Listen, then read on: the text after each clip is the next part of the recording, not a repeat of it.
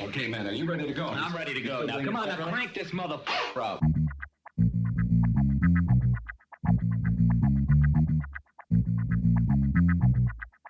Break it down like this.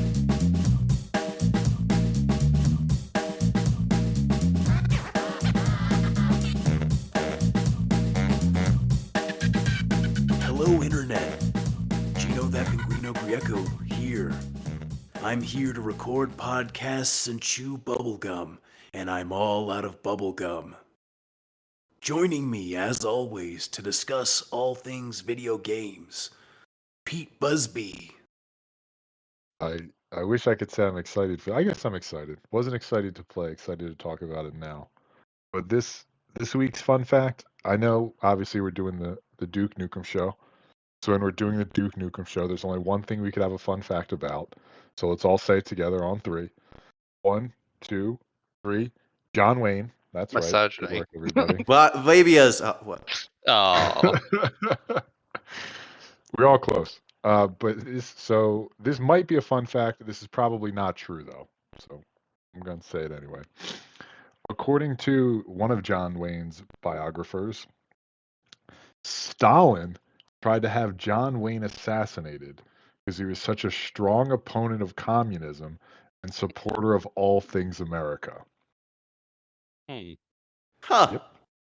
And then, so I'm trying to find the title of the biography. I can't anymore, but don't bother reading. There we go. John Wayne, the man behind the myth. Don't bother reading it. But apparently, these KGB assassins came to kill John Wayne, and John Wayne, the FBI said to John Wayne, "Hey, we're going to stop these guys," and John Wayne said, "No, I'll take care of them myself."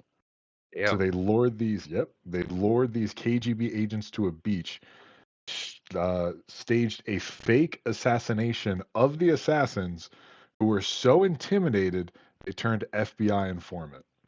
So once again, John Wayne saved America. And how did the biographer, Mr. Munn, find out about this? You guessed it, Orson Welles told him. Oh, Of course. sure. Yeah, Of course it did. obviously. Hold on. Did Orson Welles know John Wayne? He was on Yes, that and beat. apparently Orson Welles did not like him, which I'm not Oh. surprised about. Huh. Yeah, that doesn't surprise me at all. But he told this very flattering story. Yeah, that's why Mr. Munn believed it. He was like, why would Orson Welles lie about Why anything? would he lie A about man- this? Yeah. Yeah, a man known for his truth telling, Orson Welles. Huh. Fascinating. That second voice you heard is the mistress of games, M. Palladino. Thank you, Gino. I'm M. Palladino. You can find me on the internet everywhere at GameMakerM. And I'm so excited to talk about Duke Nukem Forever, a real American hero.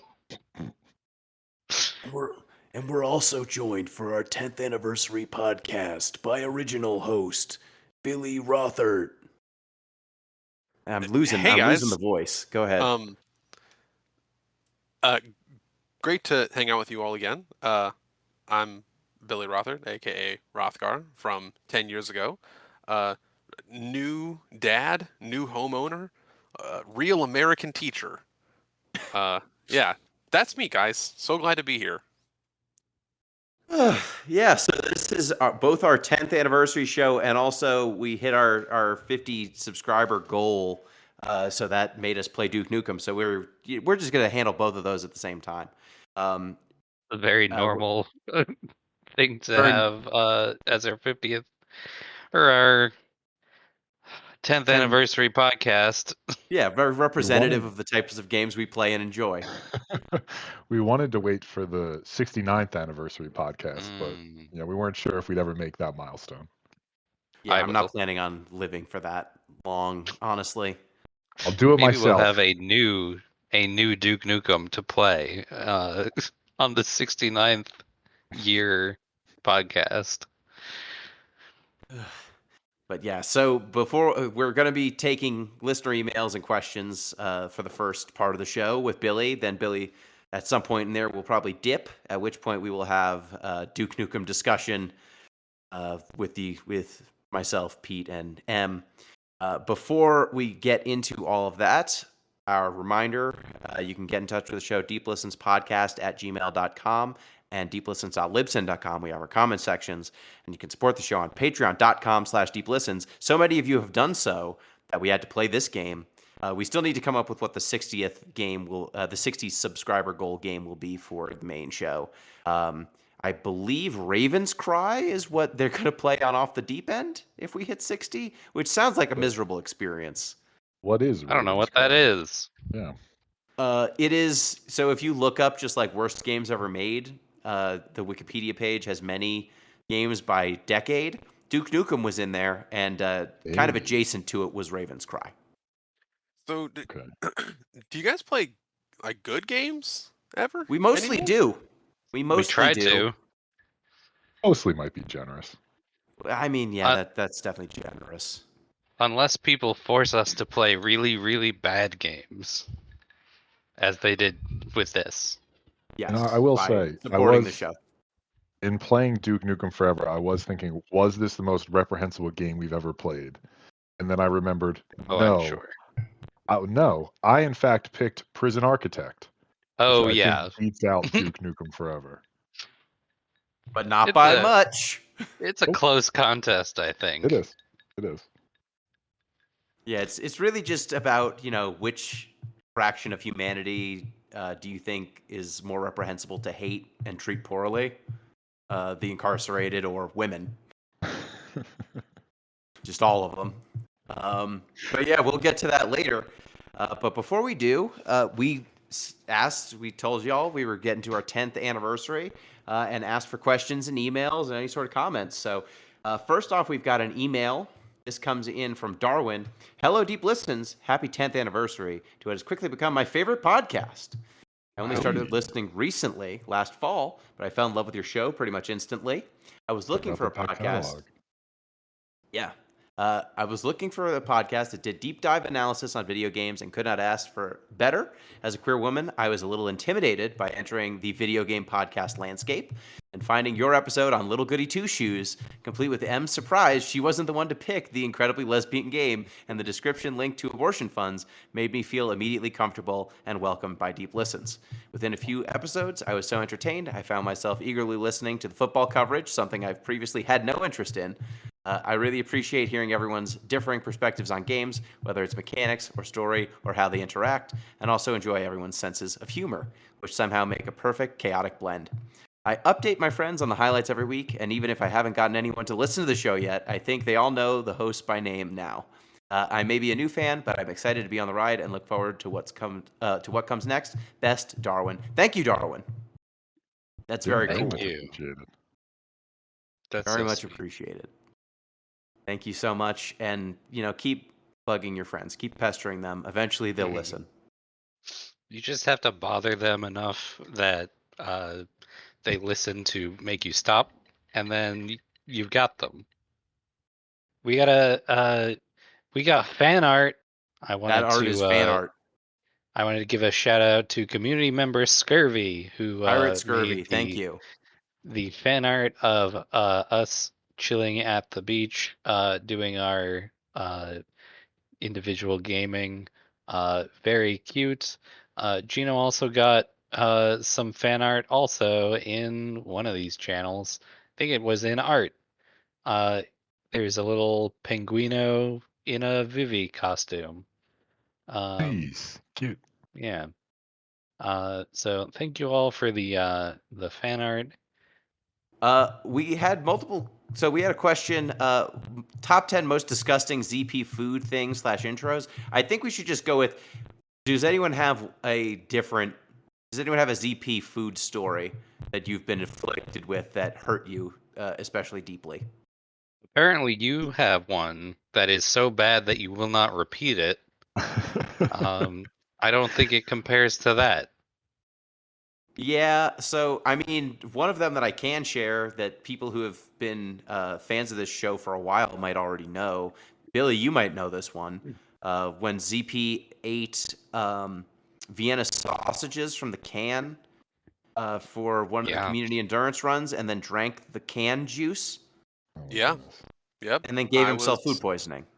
I was part of the team for that. There is a way that you could prepare Vienna sausages so that they are in fact delicious, but that's not it. No, not raw from the can with no Well, sorry, anything. sorry. They're fully cooked and edible from the can. There's no raw. You don't have to cook them. Whatever that meat is medically safe to consume from the can. Ooh, Maybe it that the is was great. water. Put that on maybe the it was the can. canned juice. Medically safe. Medically safe to consume. Uh-huh. Do not I sue. I mean, that Sleep is the proof for worst. human consumption. That is the worst one. I think close second though isn't even a ZP food crime. It has to be icy cereal, which is a Yes. Gino joint. Yeah, remember- I I did eat remember icy for one- cereal. One community endurance run, I think we had to drink malt. Yeah, there was a community endurance run time when you and I, Billy, I had the idea of some sort of barista situation where we would play games, and as we won in the blindfolded brouhaha, where we played games we were blindfolded and then put on the versus screen of games. And then we had the winner got to make a delicious coffee drink for the loser to consume. And yeah, I think I put malt vinegar in yours. Hmm. Um, I was there for that. I think that was the year I went with you. yes, that was. You were there for that. You were there for Billy getting food poisoning, basically. Very I don't think you unpleasant. got food poisoning, but you definitely left Yeah. the camera I for a took while. psychic damage. You were Better than off screen, just poisoning like, damage. yeah, that's true. That's true. It's like, My constitution is high, but my spirit took a hit. Uh-huh. yep, it's like in Metal Gear Solid. I went after your stamina, not your HP. Yeah, I think that, and then there was the time when ZP tried edamame for the first time. Oh, and Um, And he ate the ate entire whole shell. thing. That's perfectly Yeah. Yeah. reasonable. Yeah, he threw the whole thing in his mouth and was like, "This Oh. sucks to eat." Wait, like the part that you split open? Yeah, pod and all. Oh, okay. Well, now it makes more sense. He was like, "This tastes bad." It's like, dude, what? Have you never ever seen? Okay, I guess he had. I mean, in his defense, like the little sugar snap peas, like look visibly similar to edamame, and you just eat those. Yeah, that's true. How many did he eat shell and all? So Pod and all. I don't know because Good I was question. just hearing his chewing sounds, and it tripped my attention because he was like, and I was like, how could you still be chewing them? They're edamame. You should already be done chewing. And then Jeff and I asked him, did you throw the pod in your mouth? And he was like, was I not supposed to do that? What pod? I give him one. He gets one of those, and then it should immediately be parent. Like if you eat a clam with the shell on, you're not gonna do that twice. I want to meet I someone would who like eats, to see that, though. like, oh man, maybe My we can. uncle, this is going to be a little weird. My uncle would enjoy turtle soup, but would ask the restaurants for the shell. Why? If Do they if it have were that? available. And that's like I'm not making that up. We don't talk to this guy anymore, but like Because of that. there's if I like went a to Outback Steakhouse and was like, I would like the horns from the steer. It would be like, This might sir, garner we know it had respect. horns at one point. Did he? Billy, this particular relative was notorious for turtle soup with the shell at the dinner table, no shirt on. That was just like his that was his mode. Wait, what? Okay. Did he like use the shell as a bowl to eat the soup? I was Or too was it young just to remember. okay? I did he eat the had shell so like many it was questions. tortilla chips? Like, Oh no. are There's a lot shells of edible? questions. No, I don't know, man. that's, I don't that's the know. one thing shells are designed for, to not be edible. I mean, I don't know. everything's edible once. I mean, well, what Billy's not telling us is his uncle was actually a tiger shark. So this sort of makes perfect sense in context. That's Billy's built different, Yep. and now we Mhm. know why. Uh, Someone asked for the 10th anniversary whether we should hold a conclave and establish a deep listens pope. This was I think I said this. Um and it was because if you haven't heard, the Pope died, and we have a new Pope who is from Chicago, actually, the first American Pope. And I was like, maybe we need to go out into, like, lock ourselves away for a few weeks, vote on each other, and then whoever wins becomes the Deep Listens Pope as a bit. I mean, I know who Are we? wouldn't be the deep listens pope. I don't know if we need to record a conclave. It Hmm. wouldn't be I mean, ZP. it famously is not recorded, so we wouldn't have to record anything. We just do it, and then we come back and we say, "All right, white smoke, good. We picked one, and We got it's him. not ZP." Yeah. Okay. Any other thoughts on deep listens pope? Who would you vote for Deep Listens Pope, dear listeners? Put it in the Yeah, right in. comments. Can I vote for myself? I Can I guess Oh, of propose so. myself, course. Steve Wilson's Pope? First Can Marxist Pope. first Marxist pope, and you get the little pope mobile. Oh, You get a Those fun killer. hat. red slippers. Yeah. Does he have red slippers? Is that a Pope Yeah, it's a thing? whole thing. Yeah. Oh, Have you seen The Wizard of Oz? It's like that. Did yeah. you? Oh, wait, I have one more thing to add on this Pope discussion. Yep. I forget. I'm going to give it. This is an impromptu, unfact checked fun fact. So, listeners, you'll have to do your own research on this one. But there's a tradition in popedom. This is back in the day. I don't think they do it anymore. Where there was a special chair the Pope had to sit on with a Hmm. hole in the bottom to confirm he had testicles. Huh. Yeah, Okay.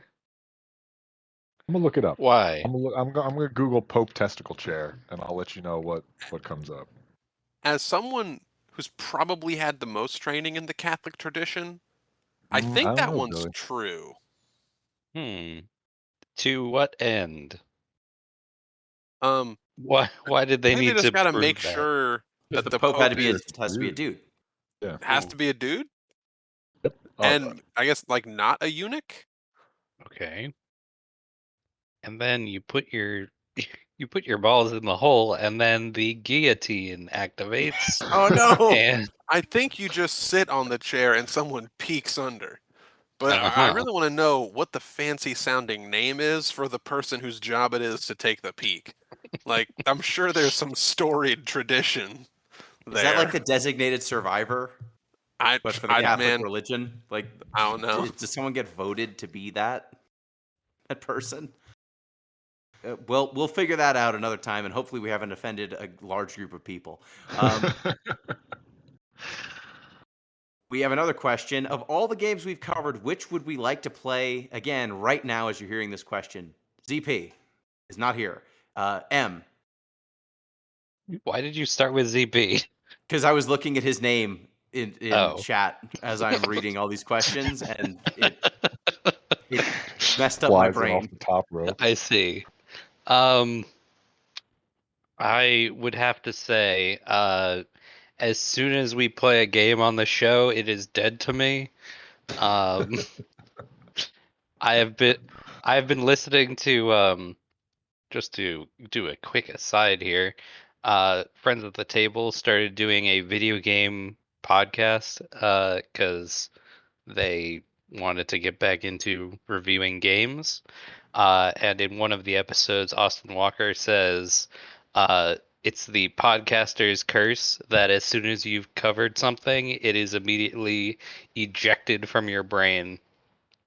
And so I will invoke the podcaster's curse and say that any game that we have played before I have immediately stopped playing. Even But which games that one? I was hopelessly addicted to, such as Pokemon Rogue, Oh, Rogue. man. I did not play that a single moment after we recorded that podcast. Um, The question if isn't which game would you not want to play because we've covered it. It's which one do you want to play right now? Which one do I want to play right now, this very second? Yeah. Duke Nukem forever, baby. Duke Nukem forever. Get me back in the Duke Nukem zone. Okay. It I would will help say, if I just had every game in front of me. Hold on. yeah. I will say, like, mathematically, we've probably played close to 260 games, and Hmm. I probably remember like 4 of them. But Yeah. the one I actually have been thinking of a lot recently is Slay the Spire. Ah. A good one. Billy? A Yeah, I game was we've going. covered. Yeah, I was going through the games that I participated in because that's a shorter list. Um, just like right off the top, I would say, yeah, I'm kind of torn between two. I'm gonna say Fallout 3. That was actually the third episode of the entire show, but I mean, I played that game like in 2024 because the modding community keeps that game alive forever. Um, and the other tie was Dave the Diver because I was more recently on an episode where that game came out, and I could replay Dave the Diver a lot. That game for me is a near masterpiece. I'm gonna go with Psychonauts. It's been a while since I played it, and I would like to play it Mm-hmm, again. hmm. I'm Em, scrolling did down you? the list. I'm scrolling. I have not hit a game that I'm like, ooh, I gotta play that one right now. You know what? If Are we playing it for the podcast or are we No, just just playing playing it? it because you want Yeah, to you're play just it. playing it. Damn. I want to finally finish doing everything in Vagrant Story. Famously snubbed in the 2022 uh Game of the Year episode. Uh yeah, I think that would be unlikely because I'm not gonna re-download all that business in order to play it, but most likely to go back to, Yeah, and I you would force it inflicted a upon year of all of you. punishment. You Yes, inflicted a year of punishment on us because we didn't like it enough. Um, okay, if you could delete one game from your memory, what would it be? Duke Nukem forever. It says you Good aren't allowed pick. to forget Duke Nukem Forever. Fuck. Uh, Um, Prison Architect. good yeah, that's a choice. good second choice. I might pick two that racist game ZP made us play, set in fake China. Oh, Was that? Jade Empire. Speaking of Jade Jade Empire. Empire, Thank you. Hmm. Yeah. Those are I think the top three. I think Sonic 06 is too funny to eject from your hmm, memory. Yeah, Silent there's Hill: also The the Room. one's not. I don't think that one punches. There's that other horror game though where that guy hates his wife, like kills her for his art or Oh, whatever. Layers of Fear. Sonic Chronicles: The Dark Brotherhood. Oh yeah, Layers of Fear is pretty bad. Oh, another thing that in the Discord that's been going on, we didn't do a Discord report, but someone on the Discord sold a copy of Sonic Chronicles: The Dark Brotherhood to another member of the Discord, and they handed it off to someone who's driving cross country. So there have been pictures of Sonic Chronicles: The Dark Brotherhood as it has made the trip cross country, which is Yeah. very good. I'm surprised you can transport that over state lines. I know they don't even check you for it. They don't seem to see the problem. Um, Um, Go ahead, Em. yes. Anything else other than Uh, those games? could I eject a game so that I can experience it again for the first time? I'll allow Sure. it. All right. One rule was no I want. Duke Nukem. Yeah, I want to play Duke Nukem again so bad. Um, oh shit, what was it? Already ejected. It was Finish really that novel. good. Kentucky Route Zero. I would want to Mm. experience again for the first time. Good pick. Yeah, that's true. You just need to evangelize that game to more people so you can experience it through other people vicariously. That's the trick. If this podcast, this is more of a question for you, Pete. If this podcast goes for another 10 years, how many playoff appearances will the Sacramento Kings get? The first 10 years of the show was 1. 10 years. I mean, like, statistically, they have to get at least another one. I guess they don't, but what? There are 16 teams in each division, and the top. Are we counting play-ins? No, we are not. Playoffs. I'll give them. The year. I'll give them 2. If the over/under was 1.5, I would take the over. Okay, because they would have gone under in the last 10 years of this show. They would have. Which is hilarious. Are there any games from the Billy era that you would want to weigh in on? I'm looking at it now because I knew this question was coming. I'm looking. I'm glad that very it's called an closely. era. Yeah. Oh, yeah, actually, I was thinking about this because we did Duke Nukem. Billy and you guys covered Bayonetta not long before I took over the show, in Billy's stead. And I feel like there's some comparisons to be made between Duke Nukem and Bayonetta. Duke Nukem does not come out favorably in those comparisons, but I was thinking about it. And I actually, I think I was a guest on not long before this. Oh yeah, it's the episode right before. And so this was actually one of the first episodes that I listened to. It's like, what do these guys do? And I was very impressed with our coverage. So maybe we'll do like Bayonetta 2 sometime. I wish there was an objective way to measure which game's hornier. Like, Bayonetta's horniness is obviously better and more entertaining than Duke Nukem's, but like in terms of just sheer scale, which one comes out on top? Oh boy. Mm, It's hard to I would say quantify. Bayonetta still. well, Yeah, probably. I would say that Bayonetta seems like, whatever horniness is there seems like there might be mutual attraction, whereas Duke Nukem seems as though no one but him is having a good time. Yeah. Every single second. Duke like Nukem doesn't know about the female orgasm and never will. I was going to say, yeah. Most of Duke Nukem's actual gameplay is running around and shooting gross monsters with big guns, which to Yep. some might be an erotic experience. But when the actual like minute to minute combat of Bayonetta involves her clothes coming off and like her doing upside down splits with guns on her high heels, hands that to and me feet. seems like it's kind of more. It's like more frequent throughout the whole game. It's like more evenly dispersed. That's definitely Mhm. true. What is the most deep listens game of all time? Oh God. My answer would be probably Eternal Sonata. Mm-hmm. That's a good pick. I would say, from my experience, it would probably be like, it'd probably be like a tie between To the Moon and examining like, um, sorry, not mental health is like the wrong word, but To the Moon and like exploring like alternate, you know, states of.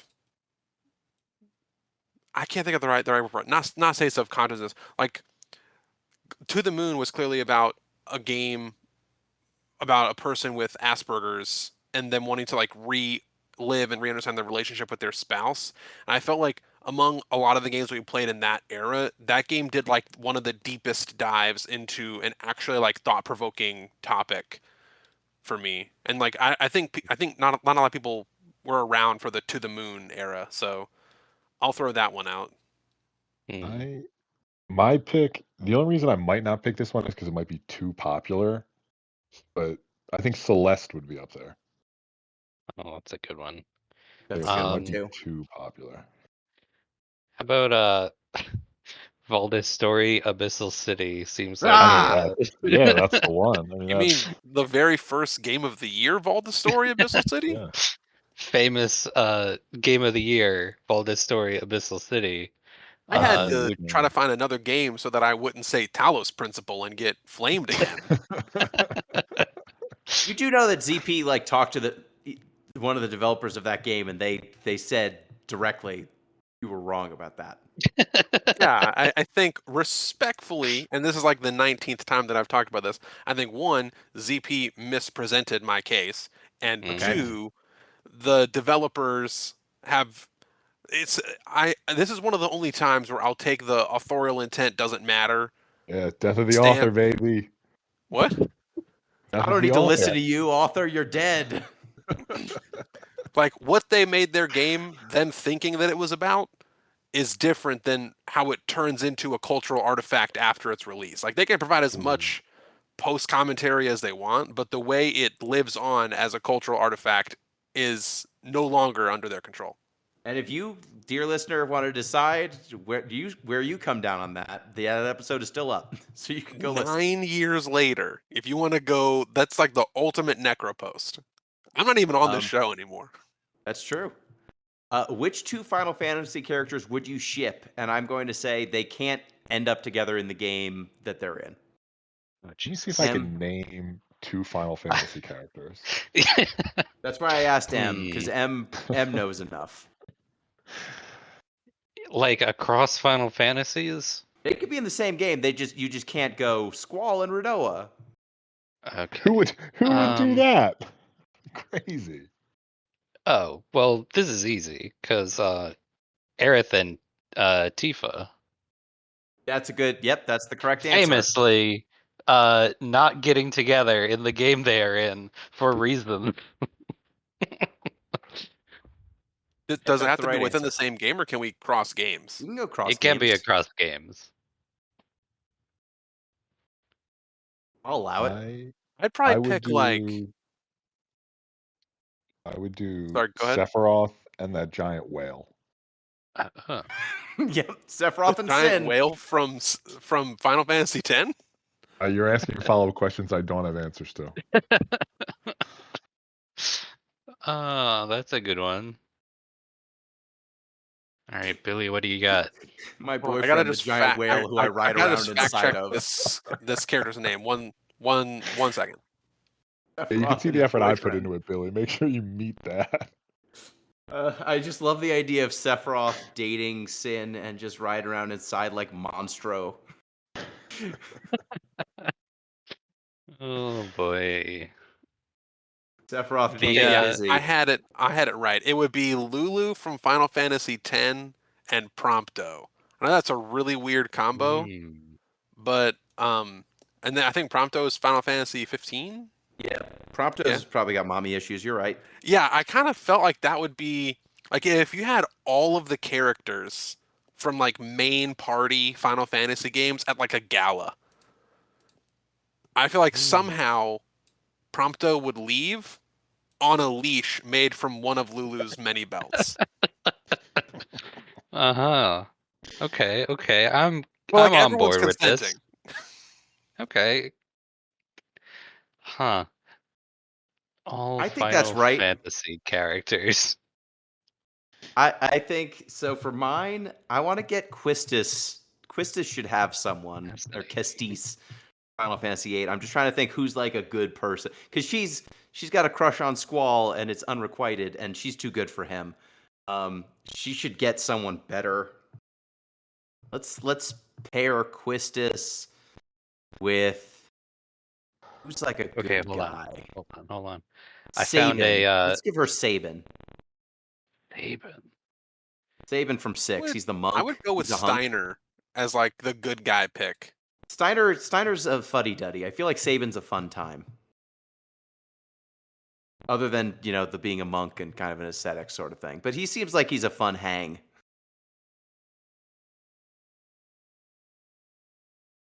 And were you making a comment? I found a Final Fantasy character random spin the wheel thing, and I was going to spin the wheel twice and see what we got. Okay. I'm going to pair Cloud with Reno. That seems too easy. That's too easy. Sorry, too. You can't have a double All right, all skinny right. boy pairing. One more time. Nope. There's not enough characters on this wheel, I think. Okay. Because it's mostly Final Fantasy VII. Okay. Um, We'll have to just y- go with what we decided then. yep.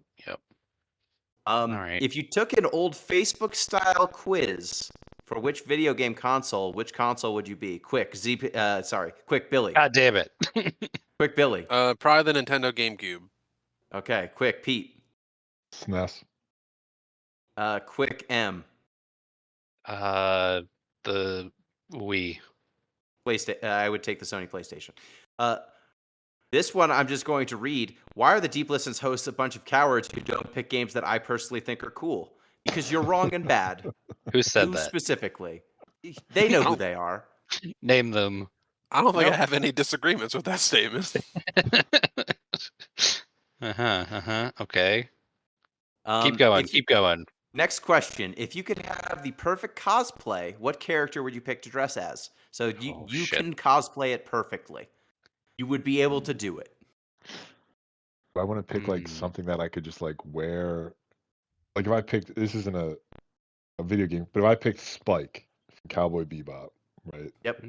I just get a kick-ass suit that I can just wear, would. not cosplaying. Do I want to Yep. pick like a good character?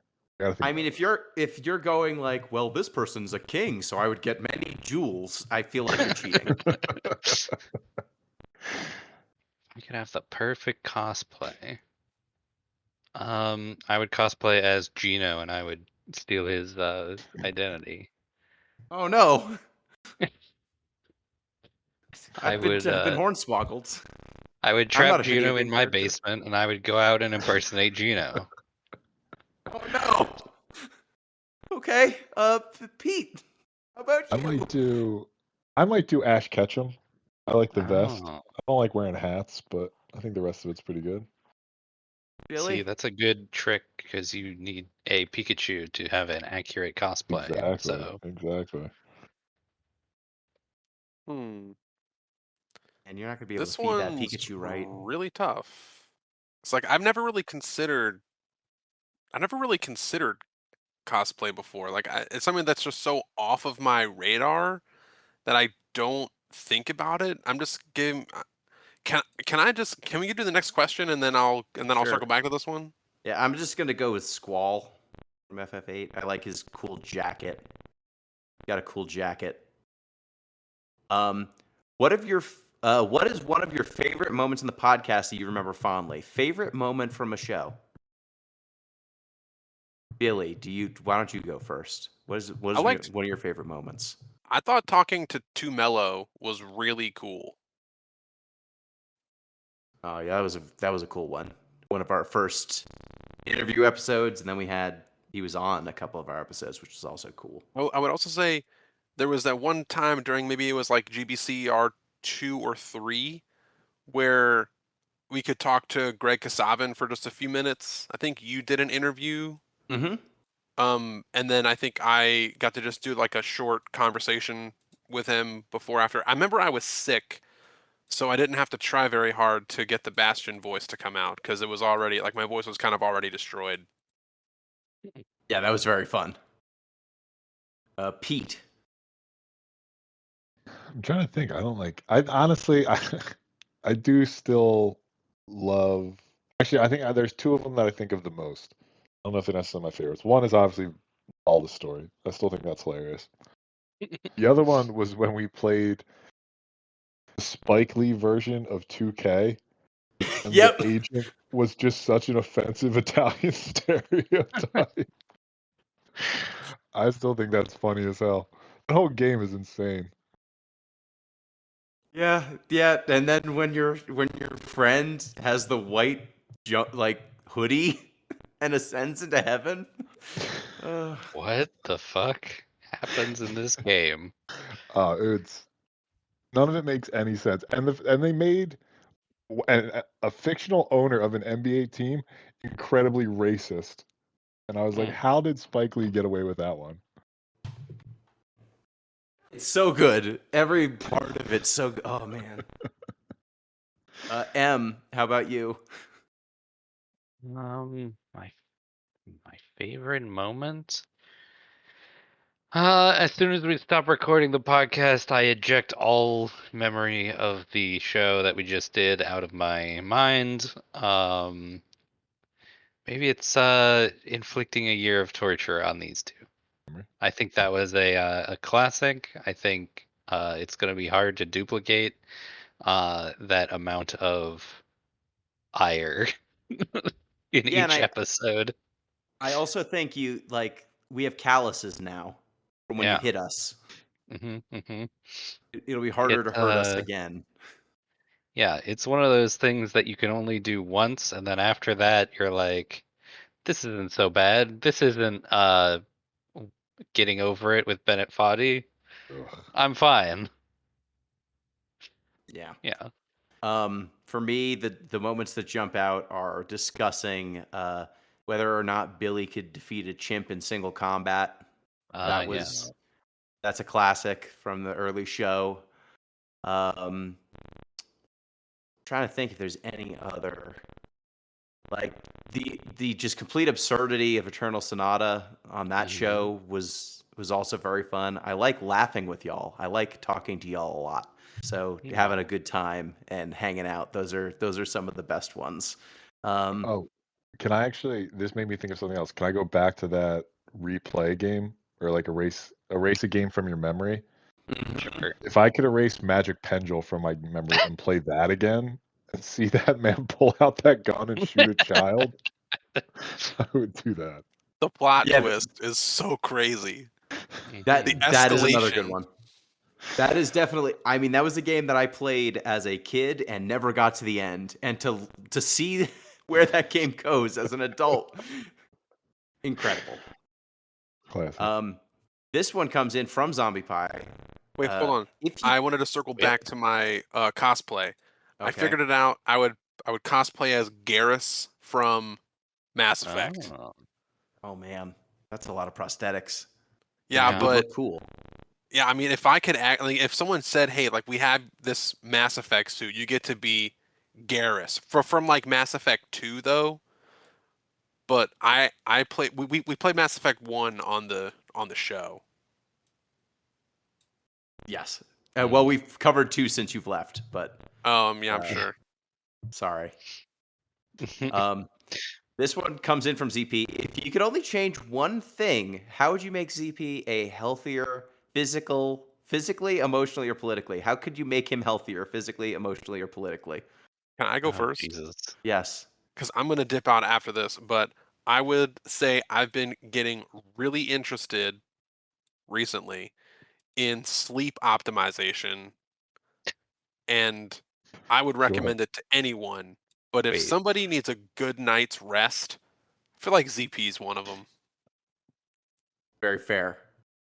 Can Um, you explain what sleep optimization means? Oh, well, It's I'm just a way so to glad turn you sleep asked. into drop charts. That's all. Yeah. If there were a drop charts of sleep, I would know it. Okay. I'm not gonna go. what a flex! What a flex! Look, I'm gonna share just a brief story because like I need to somehow establish even like an iota of credibility here. But like shortly after I left the show in maybe 2018, I think it was like 2018, 2019. I was kind of dealing with some personal stuff. I was 2 years into like a new job, and one of the things that was bothering me was that I wasn't able to train martial arts. I didn't realize that this was connected at the time because like the schedule changed. Like I was working late nights and I couldn't train with my normal martial arts group. Because I couldn't train martial arts, um I was having like awful nightmares all the time. And so I started to look into sleep and I changed some things about how I did my morning routine or my bed routine, and it alleviated the nightmares. And because it worked, I was like, wow, this is freaking cool. Like you can kind of optimize this part of your life, and it's not actually that difficult. And there's like things you can do related to like temperature, light, the kind of things you eat before bed, the kind of things you do as you wake up that can, and it's like all these like small incremental improvements, but they can make your sleep like more restorative. They can give you better sleep. I'm not going to go all into the details, but it's worth digging into if you're curious about sleep optimization. Because I'm a new parent, I need to maximize every minute of sleep I can get. So I didn't realize it, but I was kind of like priming myself for the ultimate challenge, which is having a newborn. 'Cause if you want to talk about running on empty, you're talking about having a newborn. So since you're going to dip, any thoughts for the audience for the 10-year anniversary? Any final thoughts before you dip? What are you people still doing here? Yeah, good question. We can't leave. Like I've had like 3 job changes, a baby, and bought a house.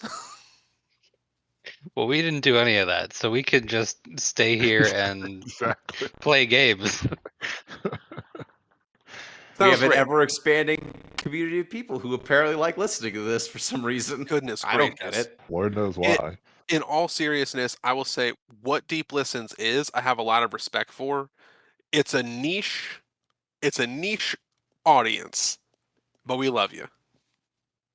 That we Thanks do. for being here. Thanks for coming back for this Billy. Have a good one. Of course, I always appreciate the occasional invite for special episodes, and can consider me interested in doing more in the future. Awesome. Yeah, Thanks, all. Have a great go night. take care of your child. Bye. Okay, so if you could change one thing about ZP to make him healthier, what would it be? Yeah, I was trying to think which piece of Marxist propaganda I was going to have him read, and I think he just the first book of Das Kapital. It's only, I want to say, 400 pages. It's a light read. Doesn't have to read all 3. I think that'll be enough. I would go back in time and make him stop. I would stop him from signing that thing that says he has to discount communism wherever it occurs or whatever. What?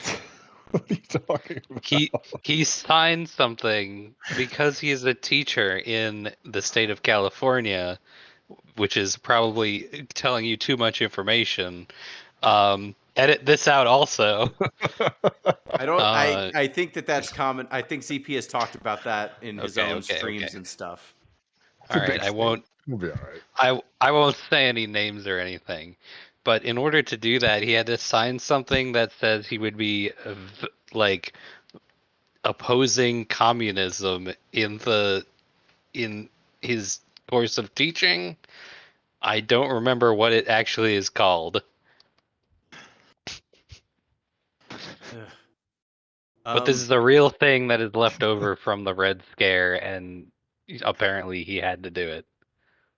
I would get him to wean off of coffee because he apparently drinks like 4 to 5 cups a day or something in that realm, Jesus and Christ.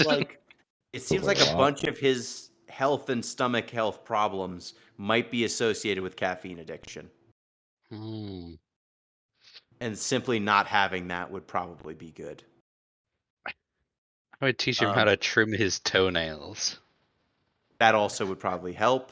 That was really specific. I don't know that I've ever seen his feet.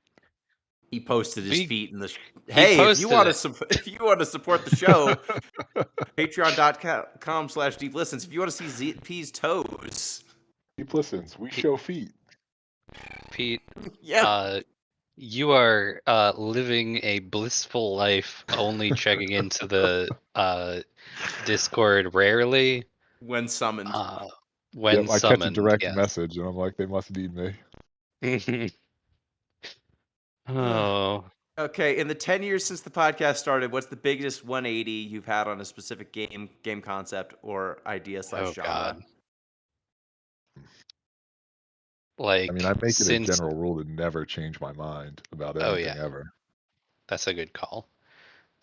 Since doing the show or because Well, of the 10 years show? since the podcast started. I think during the time. You could say because of the show or during the show. I leave that up to you what you think is more interesting to share. I feel like I would have liked Near Automata if we didn't play it for the show in the way that we played it. I think that was probably an unfortunate way to represent it, but who's to say? I never look backwards, so There's no way to know. yeah. Pete, how about you? I'm trying to think.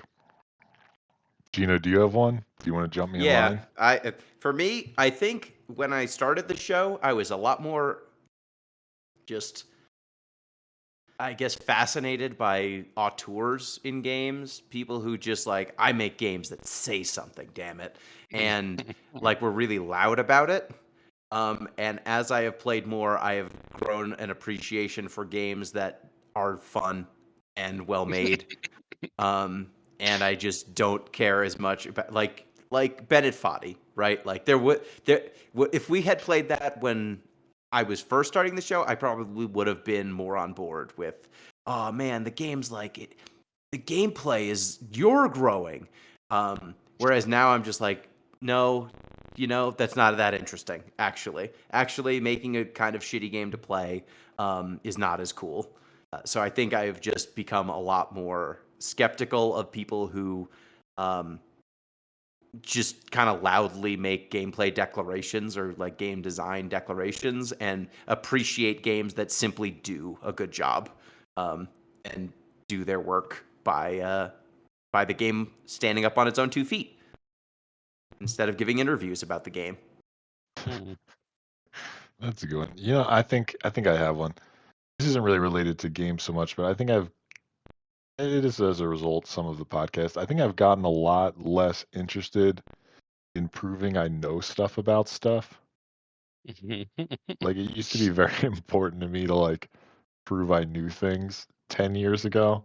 It just be that I'm old now and I'm like, out of hell with it. What do I care one way or another? I think I've I'm chilled too out on that. So tired. yeah, like difference. I got stuff to do. I can't be proving things to you people. It's comfortable in my own Uh, skin. I don't need your validation. Yeah. mm, I mhm, still need mhm. that, but I'm not gonna work as hard Uh, for it. It's gotta come easy. over the last 10 years, how has your relationship to games changed? I think I just play games for fun a lot more. I mean, like, I am not playing as much, I would say. But also, the games I play, I tend to play games that I can get in and get out. I am not playing marathon sessions anymore, or hardly as much as I used to, which means the types of games I play tend to be ones that have smaller serving sizes. A game you can play I've for a half hour and it's fine. I've gotten way less interested in like graphic fidelity. Like I'm much more interested in a game that has a cool aesthetic than like look at how lifelike everything is. I don't care about that at all anymore, really. Very Damn, I fair. guess there goes The Last of Us 2 from our lineup. Um, I've never changed. I have never grown. Smart. You were perfect Uh, already. Like why yeah, downgrade? thank you. Yep.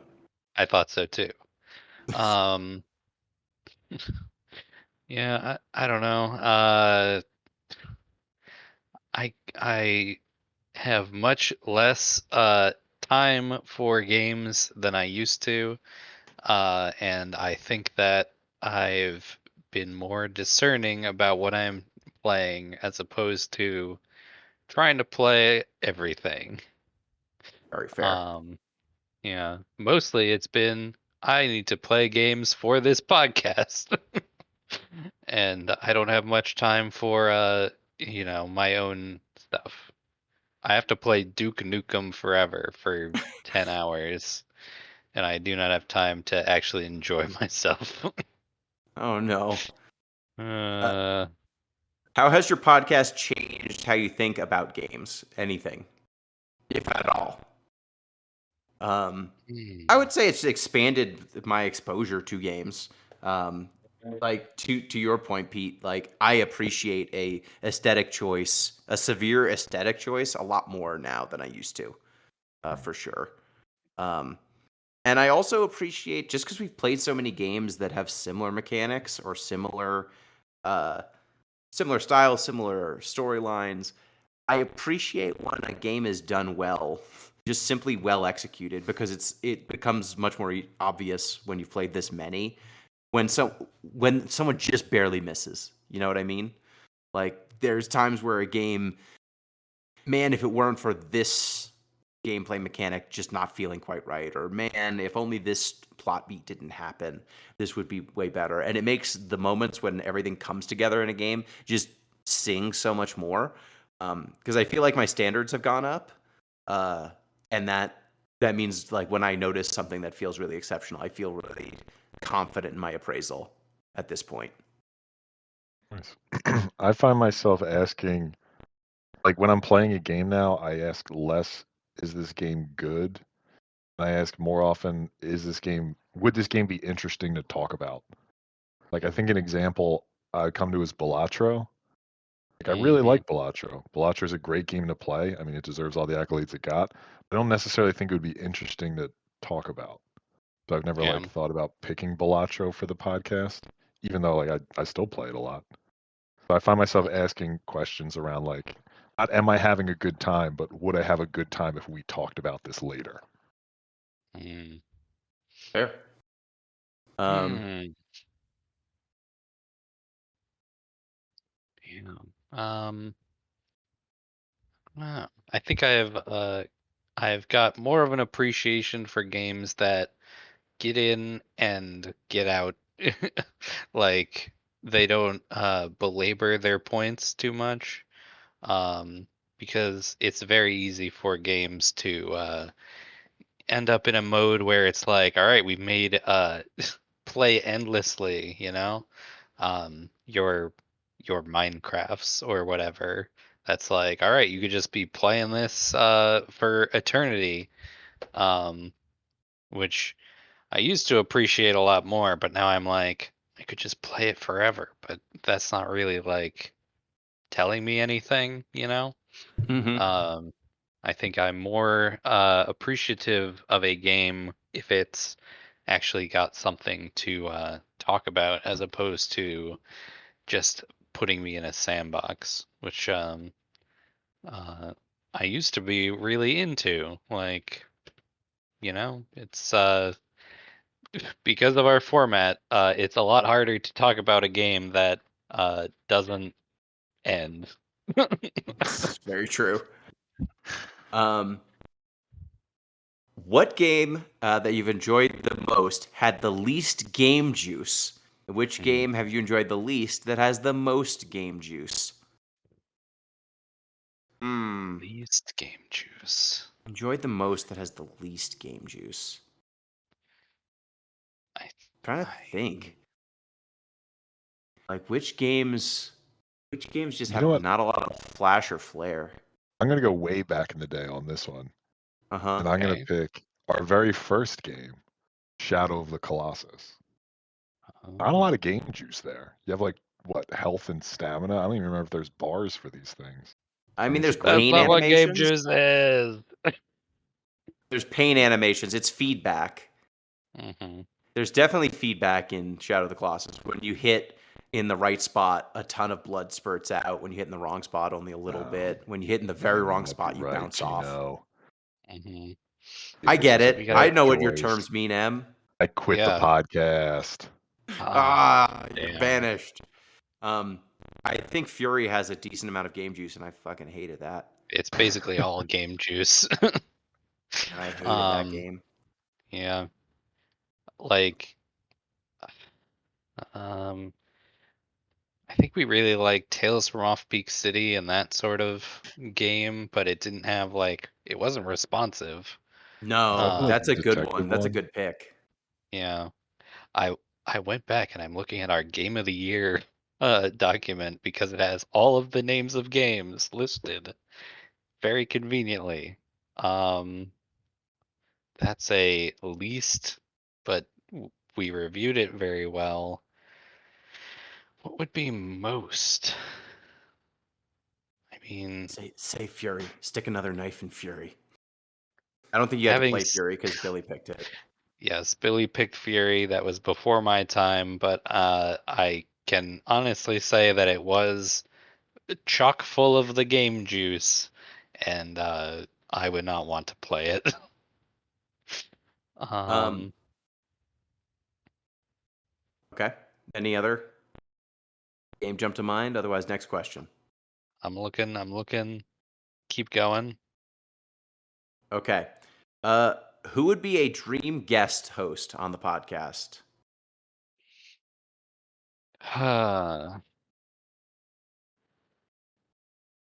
Gino, do you have I a mean, pick? I think I know who your pick would be. I know what my my pick would be, and that's never gonna happen because he's now doing his own version of this show. Um, we have thought about getting Austin Walker on here before. Gino has some connection to him, Hard guy to book. and yes, uh, very very tough guy to book.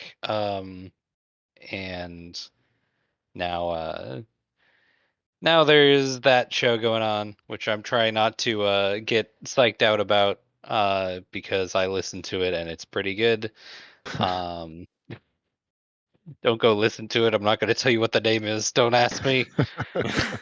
Don't leave, please. Please don't leave. Please don't leave. Um, yeah, but uh, yeah. Anyone else we could think of? I can't Uh, think of anyone games related, so I'm just gonna say Natalie Portman. Wow, great answer. good answer. Yeah, Nice. let's get Hideo Kojima on.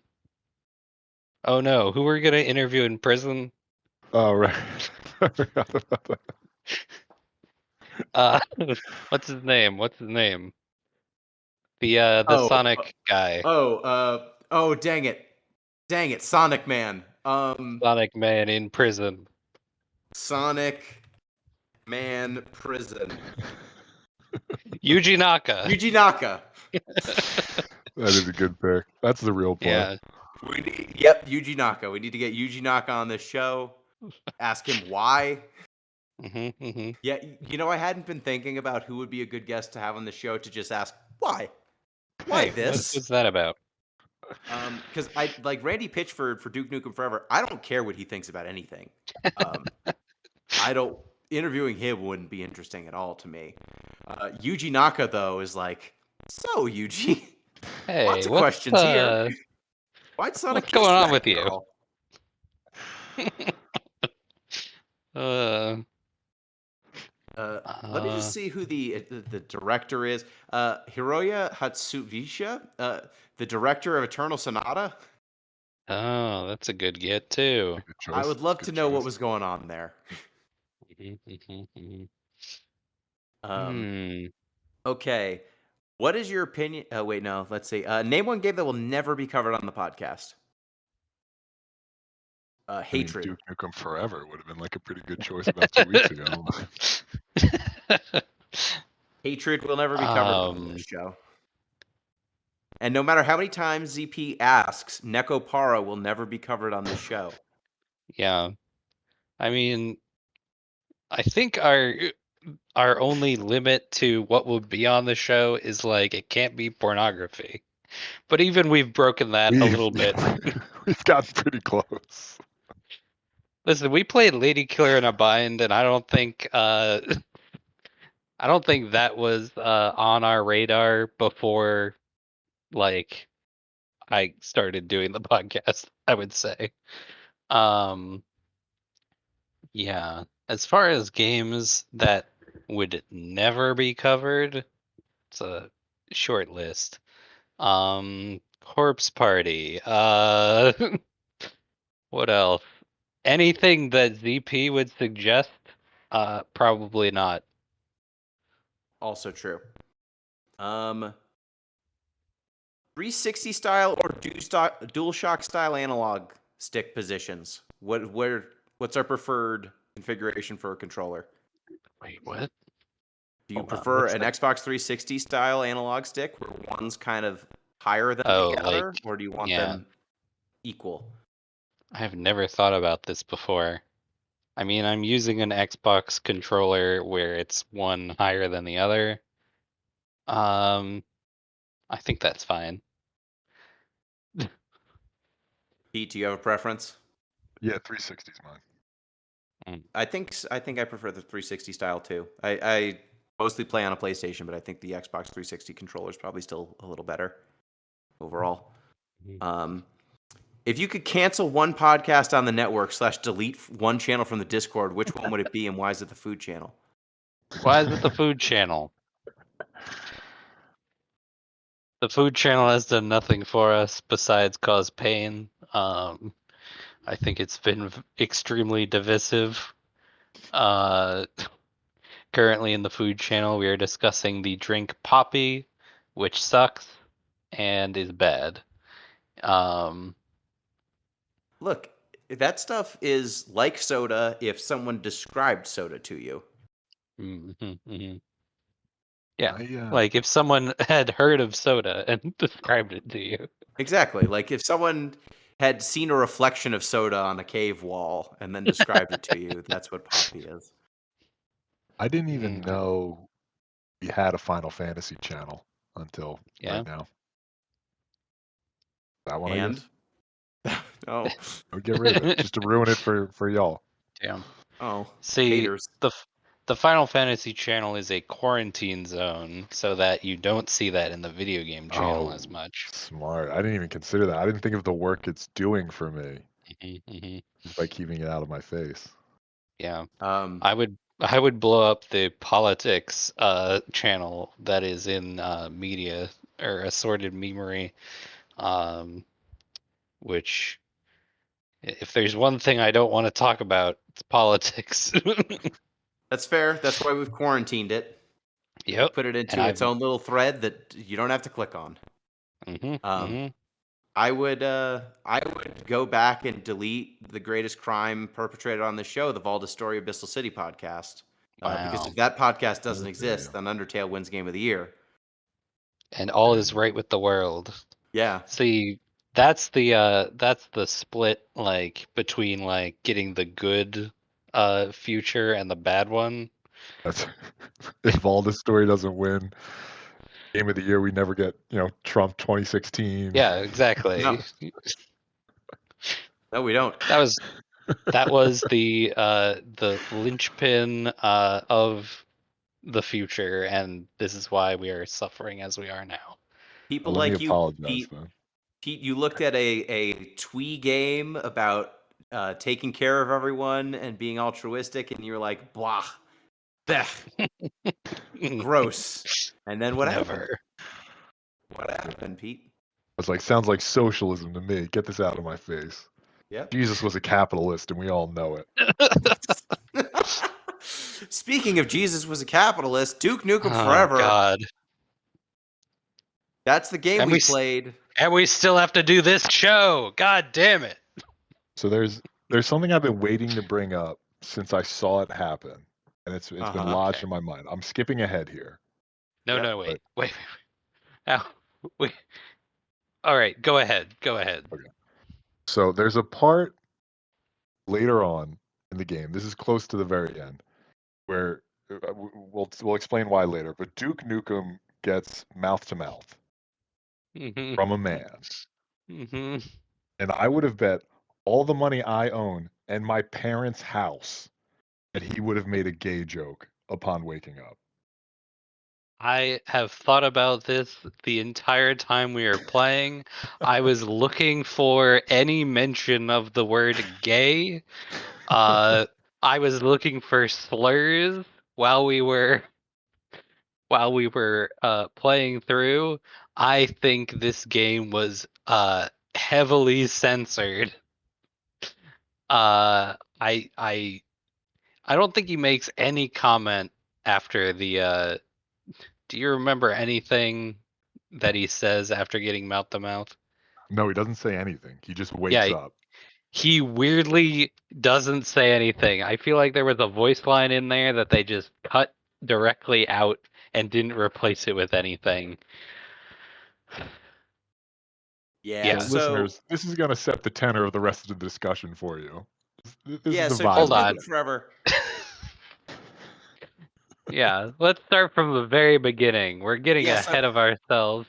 I'm just gonna, as a special treat, I usually don't describe what the game is about. I usually offload it to one of y'all. I'll do it this time.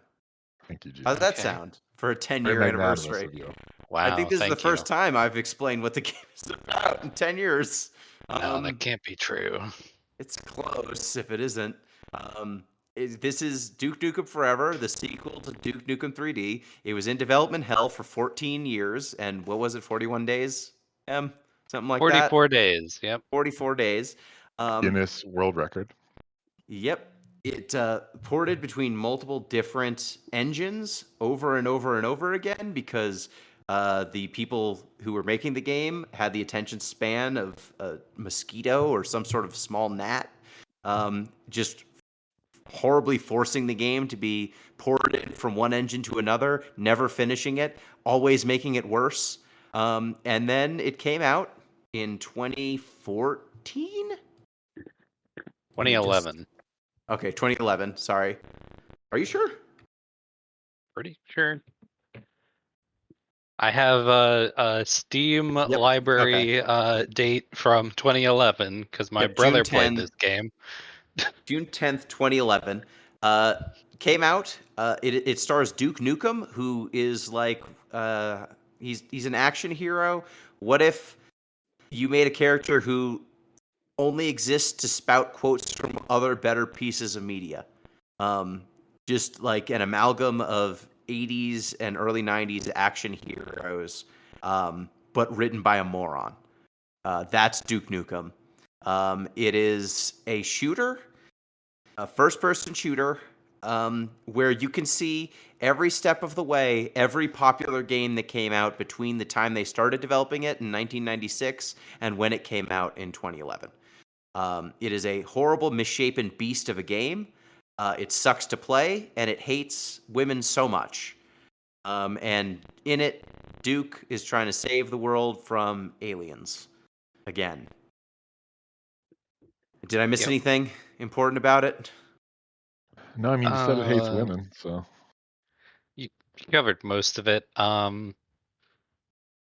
Yeah. I'm surprised to look at the like credits here on the Wikipedia page, and 2 of the 3 credited writers were women, which I mean doesn't mean anything, but No. it's still jarring to see that there were women involved making this game. Like any women at all. How did this happen? Okay, so I feel like that's more important to cover than the gameplay. It's the loudest thing that happens. The game starts with you playing the end of Oh no, Duke wait. Nukem Oh no, wait, 3D. wait. Yep. The game starts. What is the very first thing you do in this game? You pee. The very first thing is you are looking into a urinal and you have one command and it is urinate. And then you pee for what feels like 20 years. The entire even- development cycle is in this being sequence. That skips And then the intro though, where it features multiple shadowed out strippers with bright yellow pasties. yes. Yeah, I forgot about the intro movie, which it could have not existed at all. We all would have been happier. Yeah. Um and then what's the second thing you do? Well, if you're me, you go to the toilet next to the urinal and you pick up a piece of shit. Yeah.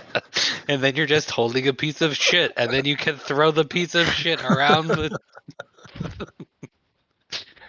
And you can keep picking up this same piece of shit to keep throwing it around. And every time Duke says something like, "What am I, a monkey?" Like, Why am I doing this?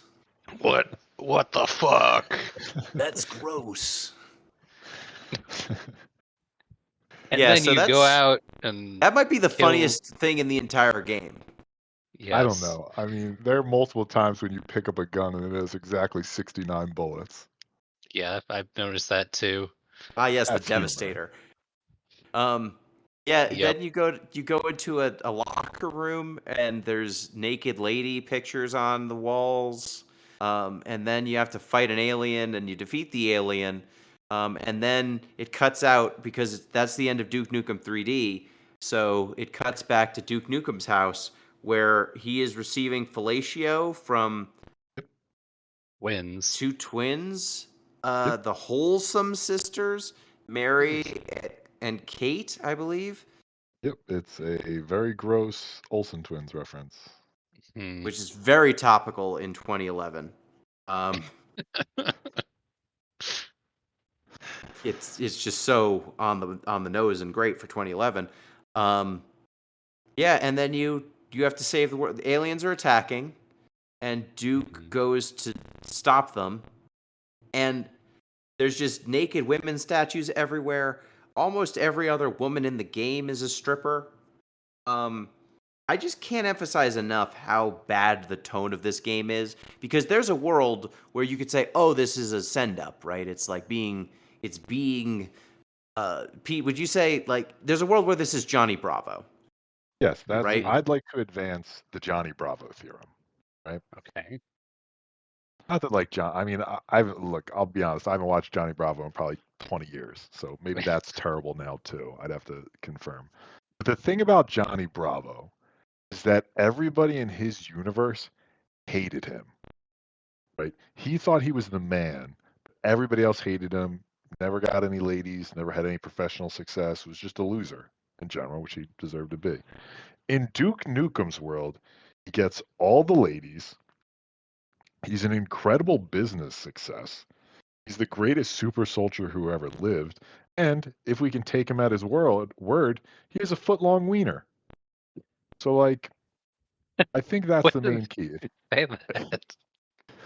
He's, uh, there's like a I don't know if you call it a mini game or what, but you can like populate Duke Nukem's house, Uh-huh. and at some point he says some dumbass line like, "You must work at Subway because you're giving me a foot long." Jesus Christ. I know, right? That's Also the thing. very topical.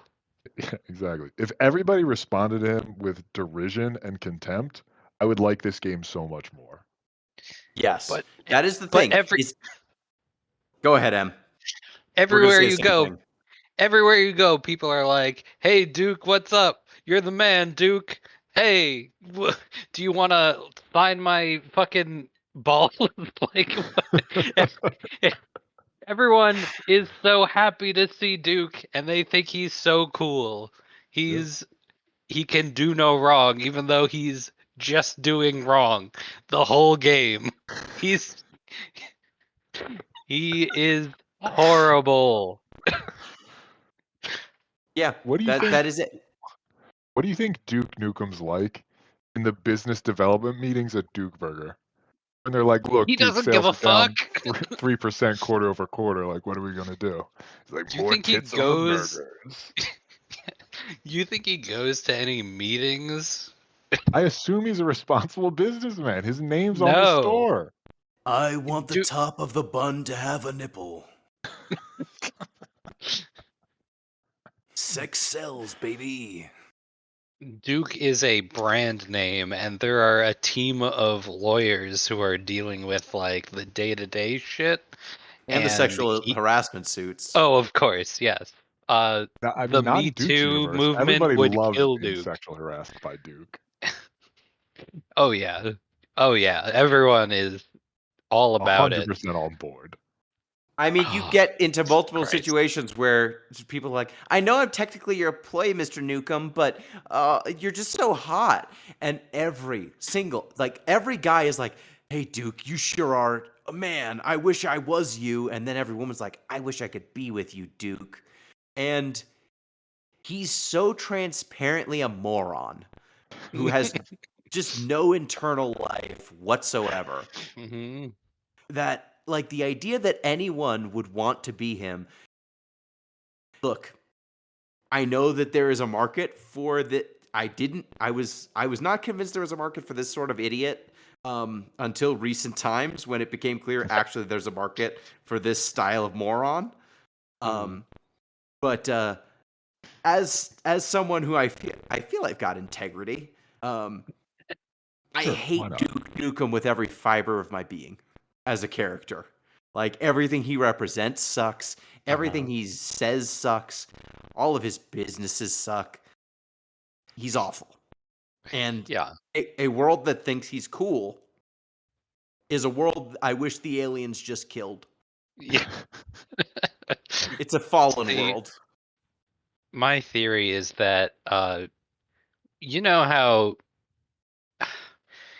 somehow people are like, "Oh my God, Donald Trump, he's doing all these things that are so great, and he's such a good businessman, and you know, all the bullshit that has been plaguing us for the last 10 years."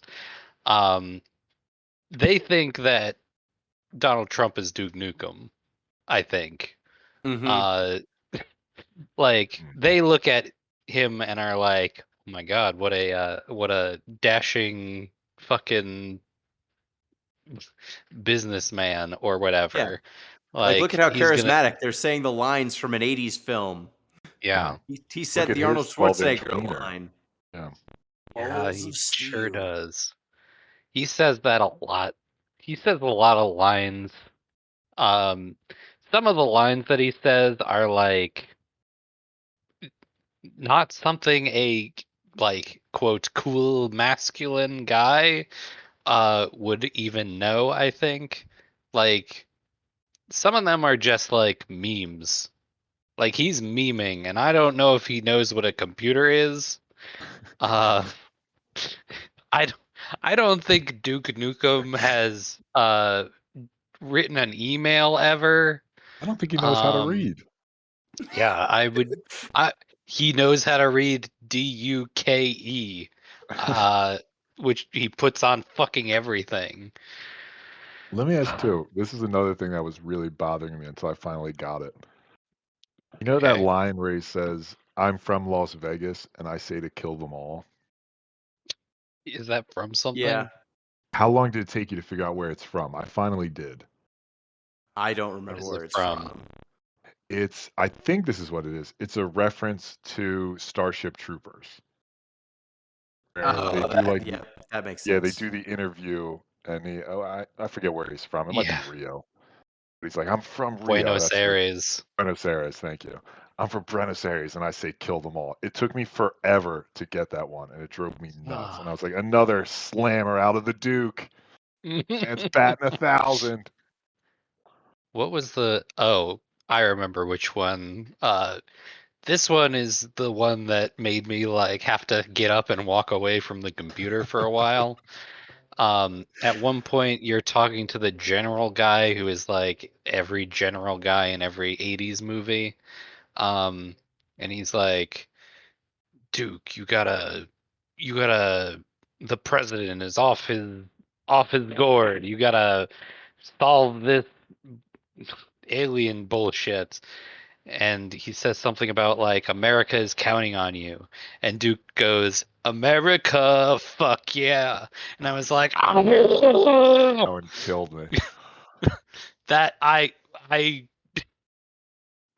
I couldn't stand to hear a Team America reference in 2025. It wounded me so severely. I saw my health ticking down like I had poisoning in a video game. Oh, it Yeah, that hurt. It's very bad. His quipping is very bad.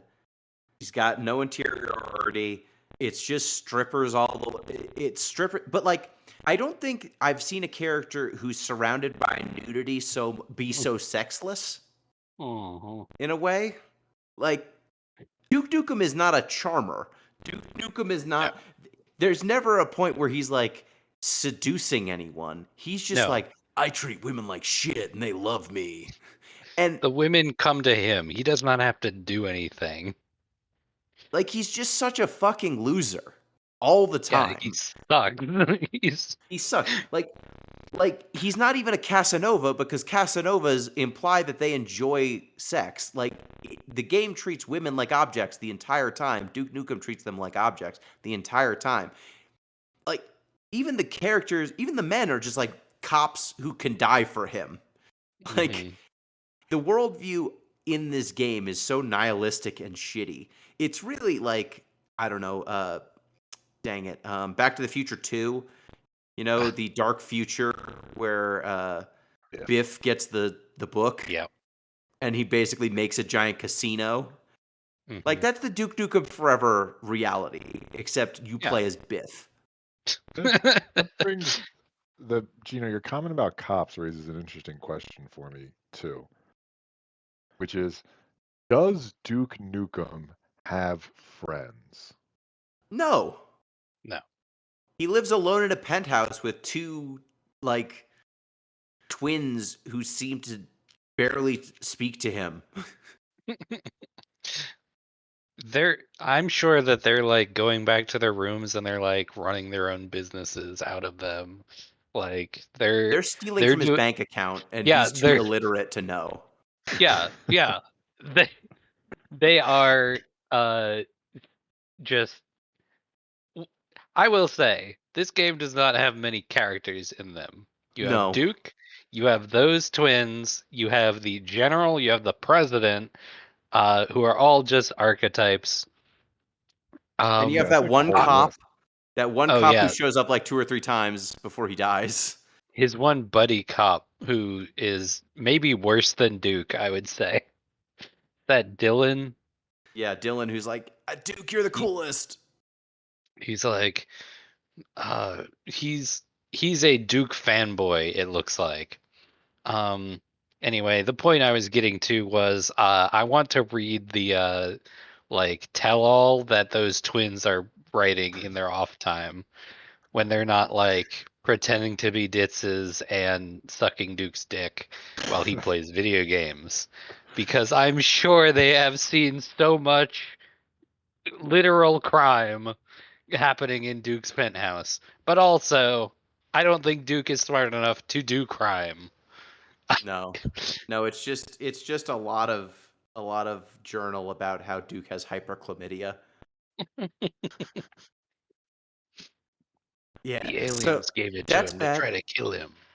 Like the shoot I also like the misogyny we will continue. I just want to say the shooting is awful in this game. Yeah. Like the part where you play it, it is brown, it is everything bad about the late aughts, early 2010s of shooters. There's a section where it's very clearly trying to be Half-Life or Half-Life 2. There's a section where it's very clearly trying to be Halo. There's a section where it's definitely trying to be Half-Life 2 with physics puzzles. You can see every step in the game, the evolution of the shooter in Duke Nukem Oh Forever. man. And it does a poor job of all of it. Mhm. Like when suddenly it's a physics puzzle and you've been doing like Halo stuff up until now, or like when it becomes a turret sequence and then it's a physics puzzle and then it's a driving game because we have to do a I love Halo those Warthog turrets. sequence. Yeah. Did they even And slip a minecart section in there? As if like they yeah, need to get Yep. Donkey Kong reference in there somehow.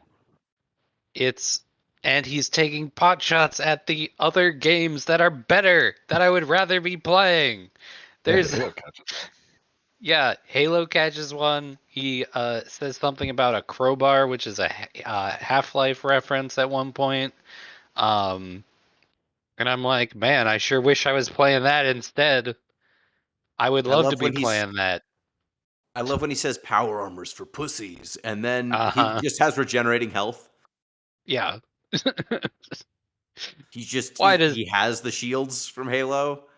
It's like ha why ha does his ha. That health is a better game regenerate? because it's Why does that ego. happen? It's his Because ego. it's Right. his ego.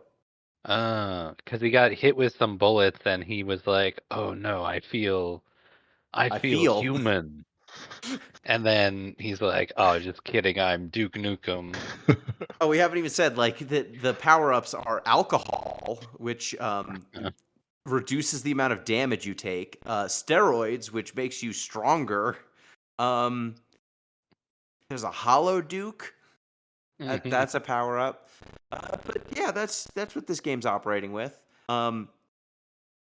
And it's just hard to see. There's also Duke Vision. There's like basically their Yeah. equivalent See in the of dark. infrared, and it sucks. And they have to do it because this game's so fucking dark that you Yeah. can't see in a lot of sequences without it. But then everything's blue and white, which makes the whole scene look awful also. It just I hurts your eyes in two different ways. I have a question about the Duke Vision. Uh-huh. Sure. Do do you think that Duke have a mode on them that makes him see in the dark, or does he take off the sunglasses and because he's have had the sunglasses on his entire life, he is just like being blinded by everything around him That's a when good he question. enters Duke Yeah, he's Vision? like a pirate. He has to take off Yeah, the eye patch, exactly. so he's got that good night vision. hmm hmm I choose to believe he's got two detached retinas, and that's Oh, why the Duke vision kicks in. I see. um, Yeah, yeah. so that sucks. Looking at it Yep. sucks. The shooting sucks. The guns don't feel good except for the shotgun. The rest of the Oh, guns, I think, suck. the sound design is god awful. Um, there were many times where, especially in some of the later levels, you're driving around in his car, which is a monster truck, obviously. Obviously. Um, and the sound the car makes is just the worst thing I've ever heard. The sound the guns make is bad. Uh, The Duke sound balance is talking, bad. yeah, Duke talking is not good either. Everything just sounds like an assault. Uh, and I turned down the game volume very quickly. Yeah, I was trying to. I streamed this from start to finish, and the Mm, sound balance, the sound mix when you are walking around without gunshots mm, happening to the sound mix when you're in a shootout, it went from yep. like complete silence to a cacophony.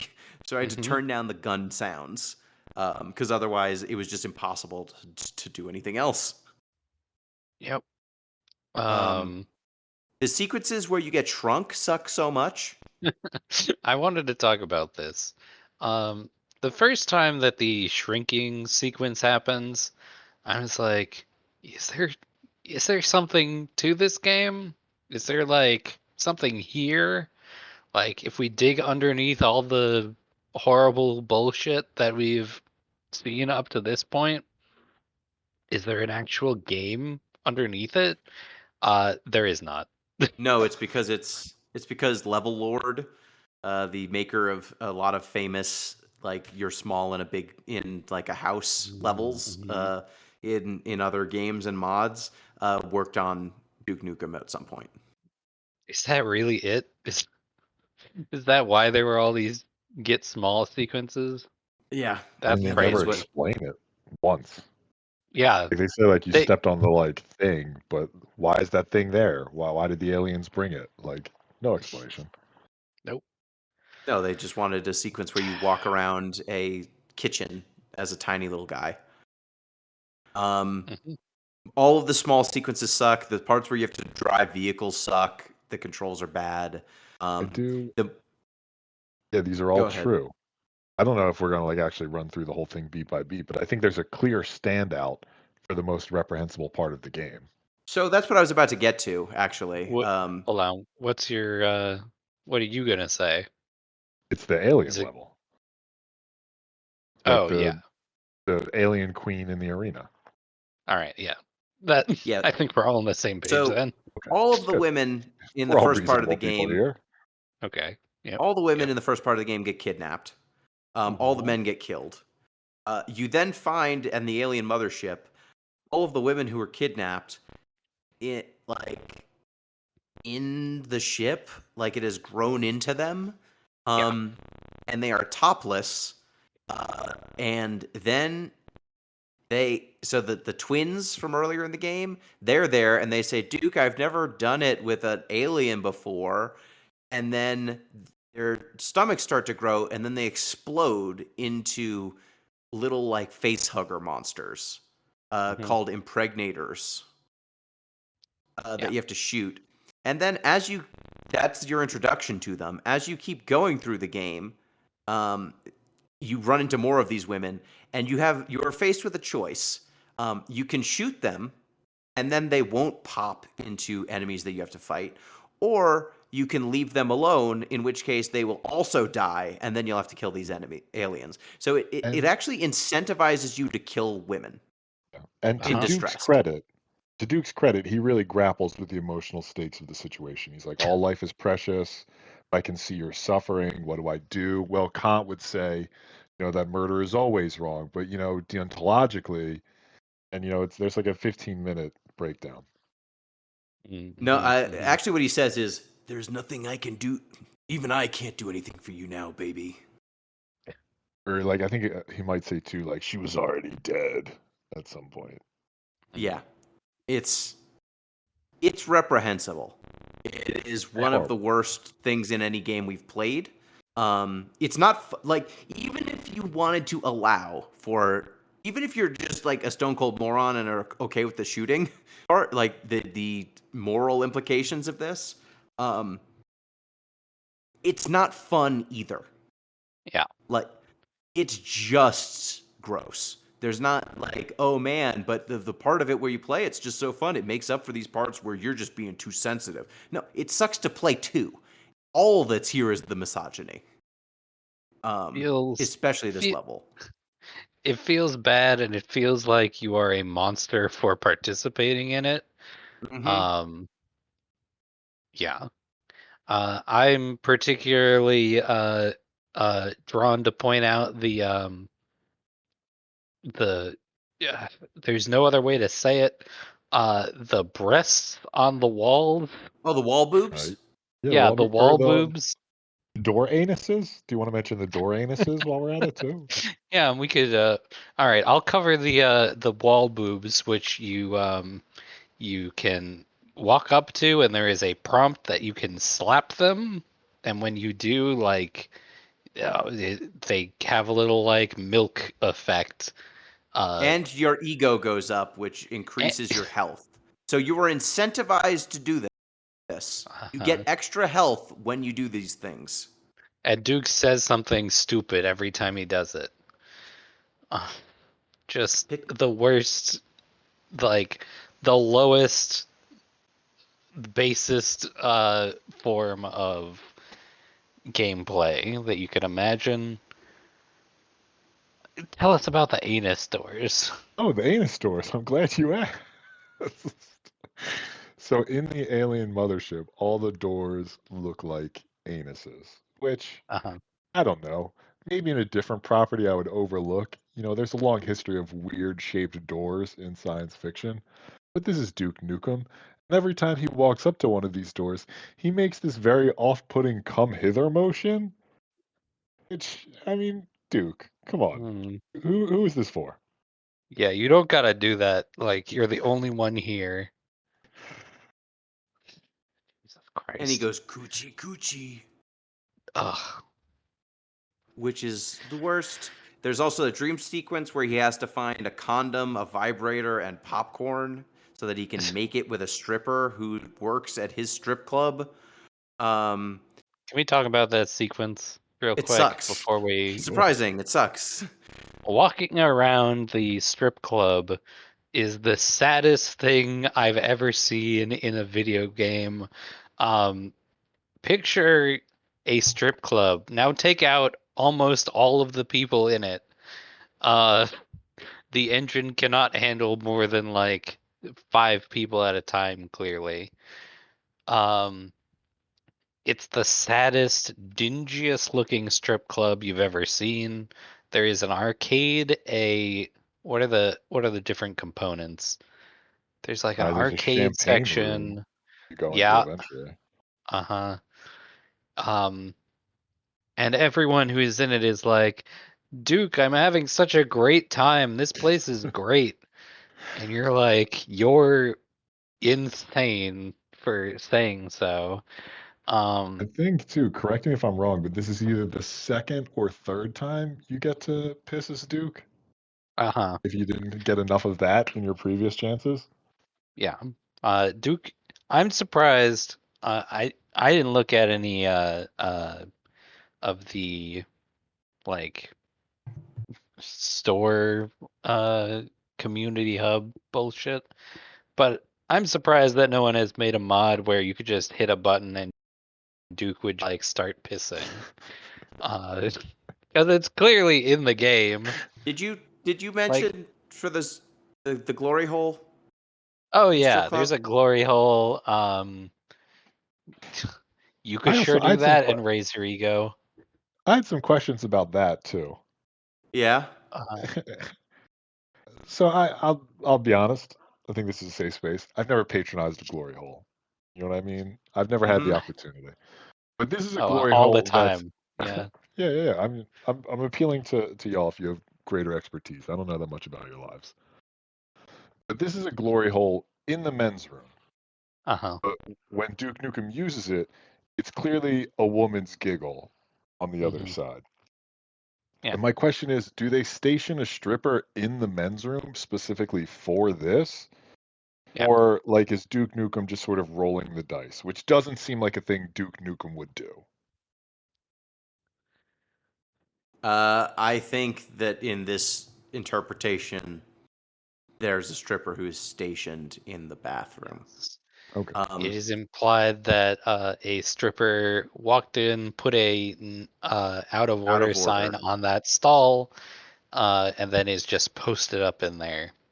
Uh, Uh, And but yeah, even go more, ahead. the strip club's even more terrible than I previously knew. Yep. Also, something that I just found jarring in this game, considering how infantile the whole thing is, you can't go in the women's rooms. Mm. Like No, somehow that was the line. he's not a freak. He's not a He's not a creep. pervert, you know. But he is a pervert. That's the thing. Yeah. Oh, very much, yes. Like there's a sequence in that same area where you look at all the security cameras and like watch people doing stuff. Mm. He creeps in the like Yeah. dressing room where the strippers are and like looks at them changing. There's another scene too. In a completely different part of the game where you spy on people from the vents. Uh-huh. Hmm. Like he's clearly a creep. It's just weird to me that that's where they drew the line. And I guess I shouldn't be that surprised because that means they didn't have to render another room in this godforsaken game. You know, I have to wonder if they didn't. I would like to look at the like the level itself and see if there is a women's bathroom in there, or if they didn't even like put one in, because I feel like if they were told by like, let's say, the ESRB or something, you can't go into the women's bathroom. That's too far. That's a line. If they just took the interaction out of the door to make it so you couldn't open it. Um, yeah, Like if you turn no clip on, you can go in there and yeah, there's a room. exactly. Right. I I don't know. think I think we can even go a step further with this, right? Sure. Let's really dig deep. So this is a Duke Nukem dream sequence. Yeah, right. Sure is. Right? Duke seems like the sort of infantile jackass who would be like, "Nah, bro, girls don't go to the bathroom," and it wouldn't even occur to him that he could enter it because there'd be no room behind that door. Yeah, women don't have a full existence. I can't even imagine it.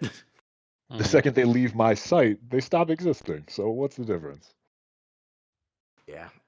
And like You fight a three-boobed alien. You fight like a series Oh, of dude. large aliens that you can And only the damage with finishers. explosives.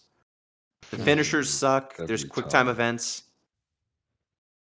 Like you rip out things. They're It's bad. always got an eye that you stab or piss on. Hmm.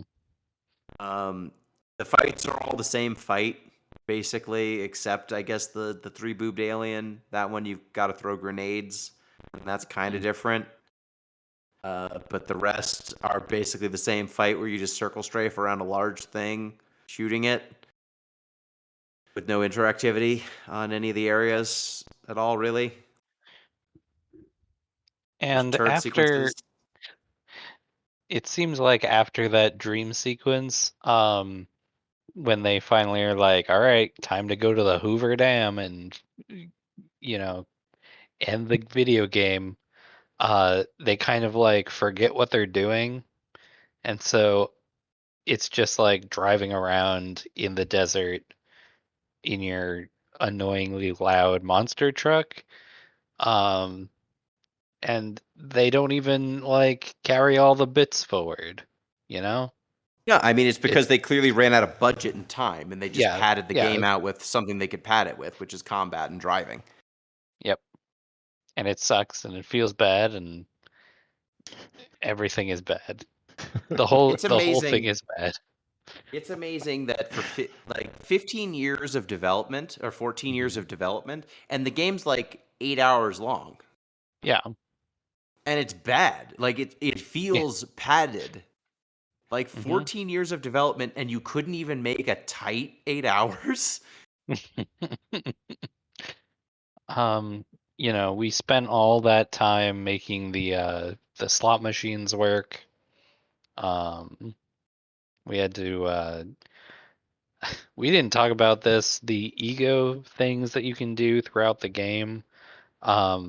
There's like some weirdly in-depth stuff you can get into. Like in the first level, like once you get out of the like Duke is playing a video game, um, you are like in Duke's penthouse apartment and there is a pool table set up. And I was like, okay. And then there was an interaction on it that let me like play pool. And so I played a whole game of pool on that pool table. I was like, that was weird.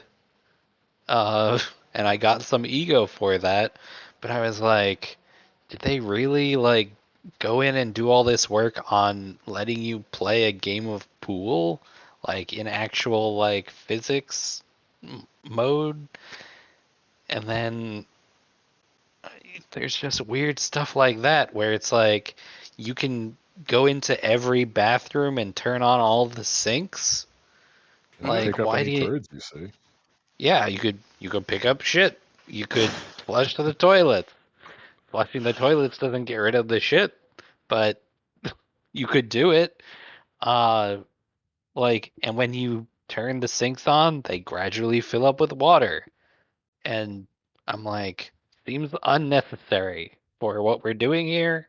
And it seems like they spent so much time designing all that that for the back half of the game, they were like, I don't know, drive through the desert.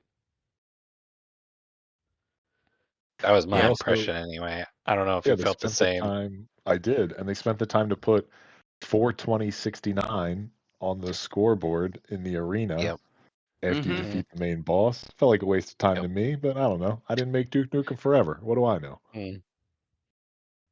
Yep. I mean, they put a drawing. You can draw with a pen and a marker Yeah. multiple places. You can play pinball, Yeah, they asked and the they ask you to sign physics. an autograph for a kid, and they actually let you Yeah. sign the autograph. Yep. I signed the childest looking Duke that you could make and topped it with a penis, Yep. obviously. Because what Oh, else I would didn't even Duke write do? Duke. That's the only thing I did was draw a penis. oh. I signed it. I want to die. Huh. And that kid is like, wow, thanks, Duke. Thanks, You're Duke. my hero. I want to be just like you when I grow up. Yeah, he tells him to take his Depressed and vitamins. sad. Hey, kid, I have depression and alcoholism. We did have someone ask, what is the Duke? What is the most Duke Nukem thing that Duke Nukem could say? Or was it M? You had that question or Yes. idea. This was my we're gonna each do a Duke-ism. We can go around and what's a Duke thing you could say? I'll So I start was off. listening to Rogan, and he made some good points. My name's Duke Nukem, and I benefited monetarily from the Iraq War. That's a good one. I might have been. I think the like most Duke thing he could do is like turn to the camera mid game. If this was in 2025, he would have and say, "Everybody buy Duke coin. It's going to the moon." Yeah, so Oh, God. that was one thing while I was streaming that came up a bunch was like, what would Duke Nukem do if it was made now? And it's just he would Yep. clearly be a podcaster selling brain pills and a crypto Uh-huh. scam. 100%. Yeah. You would be going around each level, and there would be a hidden Duke coin you could find, and that would be like the collectible for the game. He would Hmm. also. He would. Duke. Duke Nukem would be on ads like commercials for generic boner pills. You'd spend the entire Mhm. time talking about how he didn't need them. Right. He's Look, he's like, guys, if you want to I'm be rock like hard. me,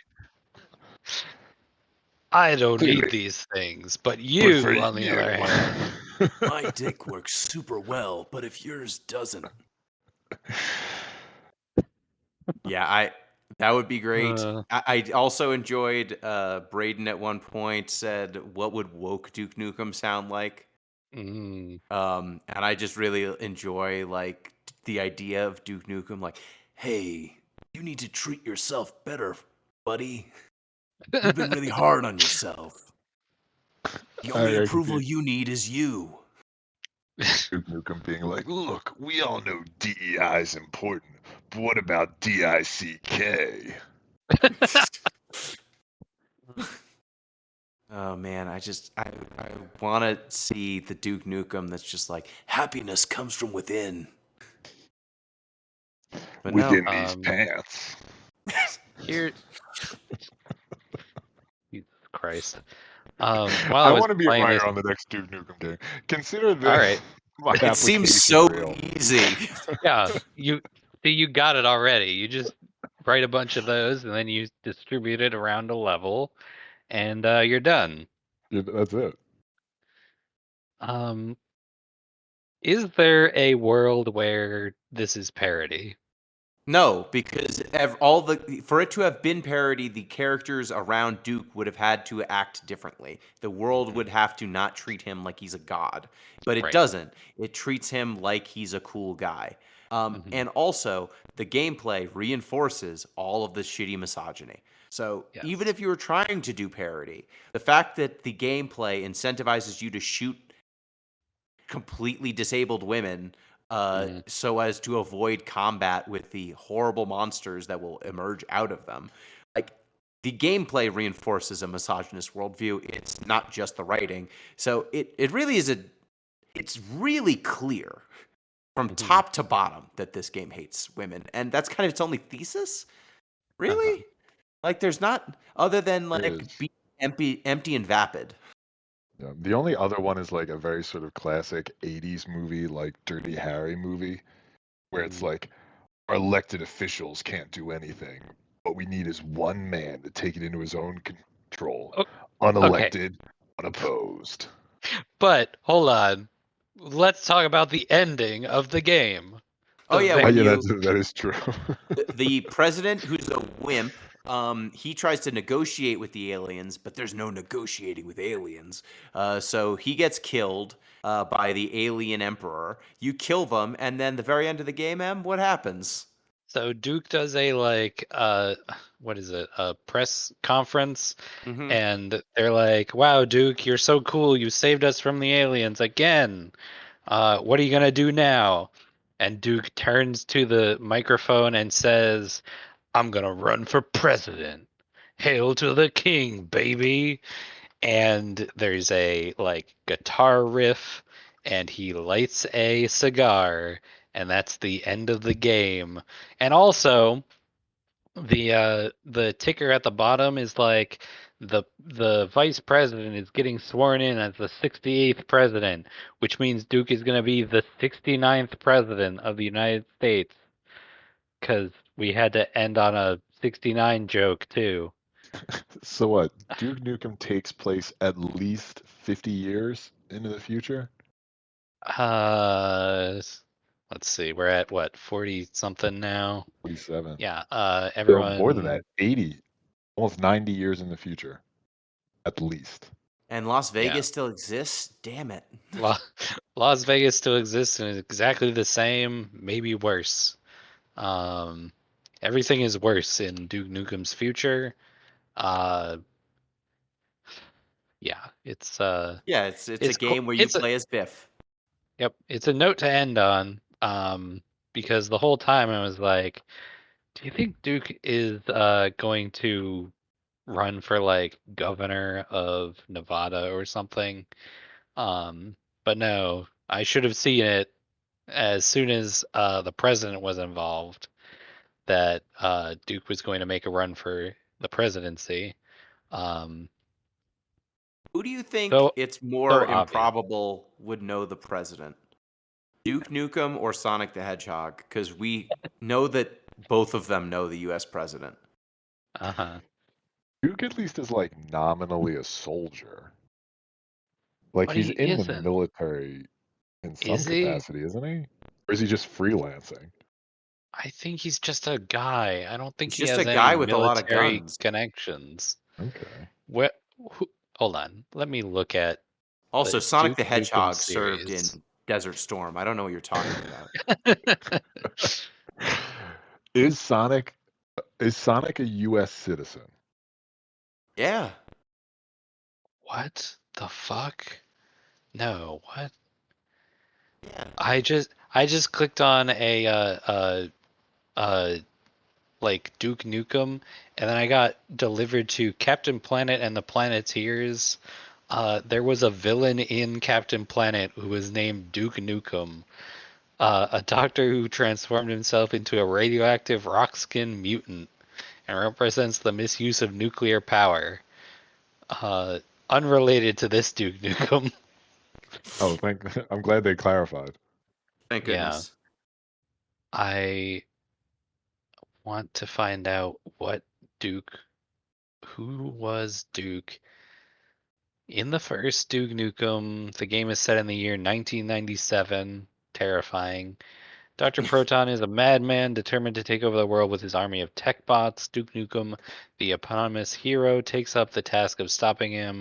The first episode to take place in the devastated city of Los Angeles. In the second episode, Duke chases Dr. Proton to his secret moon base. In the third episode, Dr. Proton escapes into the future, and Duke pursues him throughout time to put an end to his mad schemes.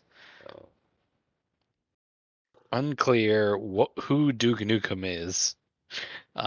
He's just the guy. Yeah. Yeah, so Oh. this game sucks. Yeah. Any closing thoughts on Duke Nukem Forever or our 10th anniversary? Is there a nice thing we can say about it? No. um, Okay. I have as I was playing this game, I was like, if this game like actually had a take to say on masculinity, I think it might be at least a little interesting. Like I said earlier, I was thinking about Bayonetta, which seems like a counterpoint to Duke Nukem in some ways. Um, it- Duke seems like a dead end for masculinity. A a just it has festered to a point where that is the only thing that defines him. Um, if his masculinity is challenged, which no one would dare to do, He because dies. yeah, that's Duke Nukem. You can't say that about Duke Nukem.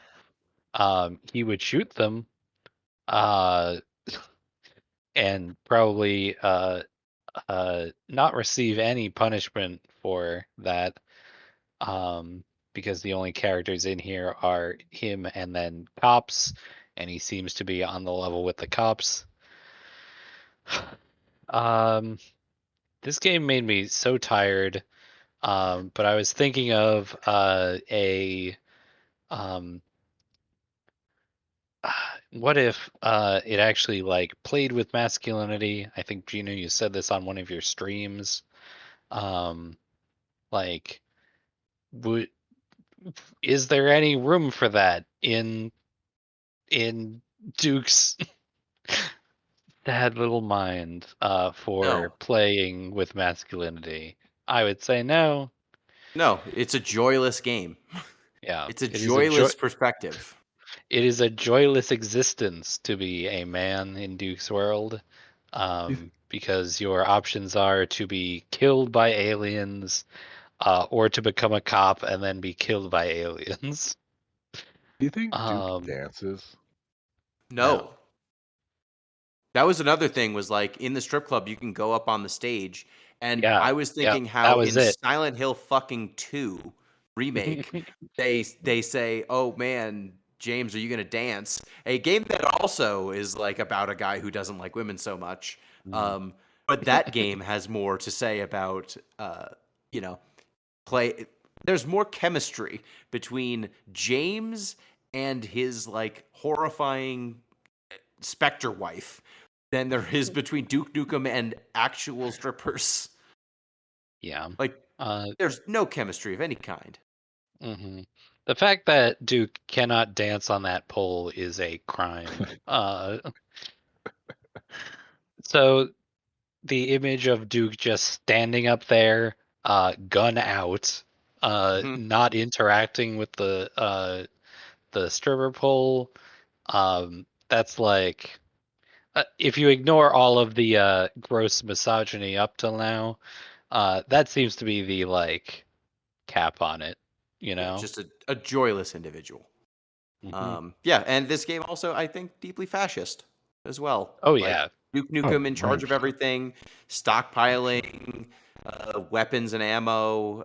No, everyone has to turn to this idiot to save the world because negotiation is feckless. You can't trust anyone but Duke Nukem. Yeah, just like an awful, awful game. Reprehensible. Thanks for making us play it by supporting us, you jerks. Did you know that Duke makes an appearance in Ready Player One? Of course he I'm does. not surprised. Everybody does. Another I vacant thing. probably make an appearance in Ready Player One. Uh, Um, so next up, we're playing Sorry We're Closed. So hopefully that will cleanse us of this. Um, thank you, M. Thank you. Um, I'm gonna premiere my first. Uh, hold on. I gotta remember how the bit goes. Uh, it's a drag king played by a drag queen. Uh, the name is Daisy Dukes Nukem.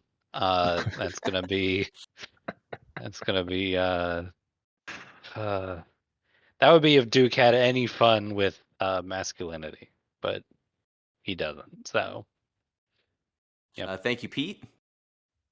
Yeah. Thank you to the listeners. Really, we did this as a service to you, and y'all deserve it, obviously. So keep on listening. God Yeah, damn and you. I, I wanna echo that. Thank you for 10 years of listening and supporting the show. It's been really great putting it together for y'all every week, and talking games with some of my favorite people. Love y'all, and thanks for all the support through the years. Thanks for continuing to show up, and as long as you do, I will. So We're looking forward to doing more of this, as long as it's not Duke Nukem. yep, we'll have to pick what our 60 subscriber goal will be. But that's a problem for future Gino and future M and future Pete. Uh, Uh, and and boy, are they going to think that past M, Gino, and Pete are assholes. Let me tell you. Till next time. Peace.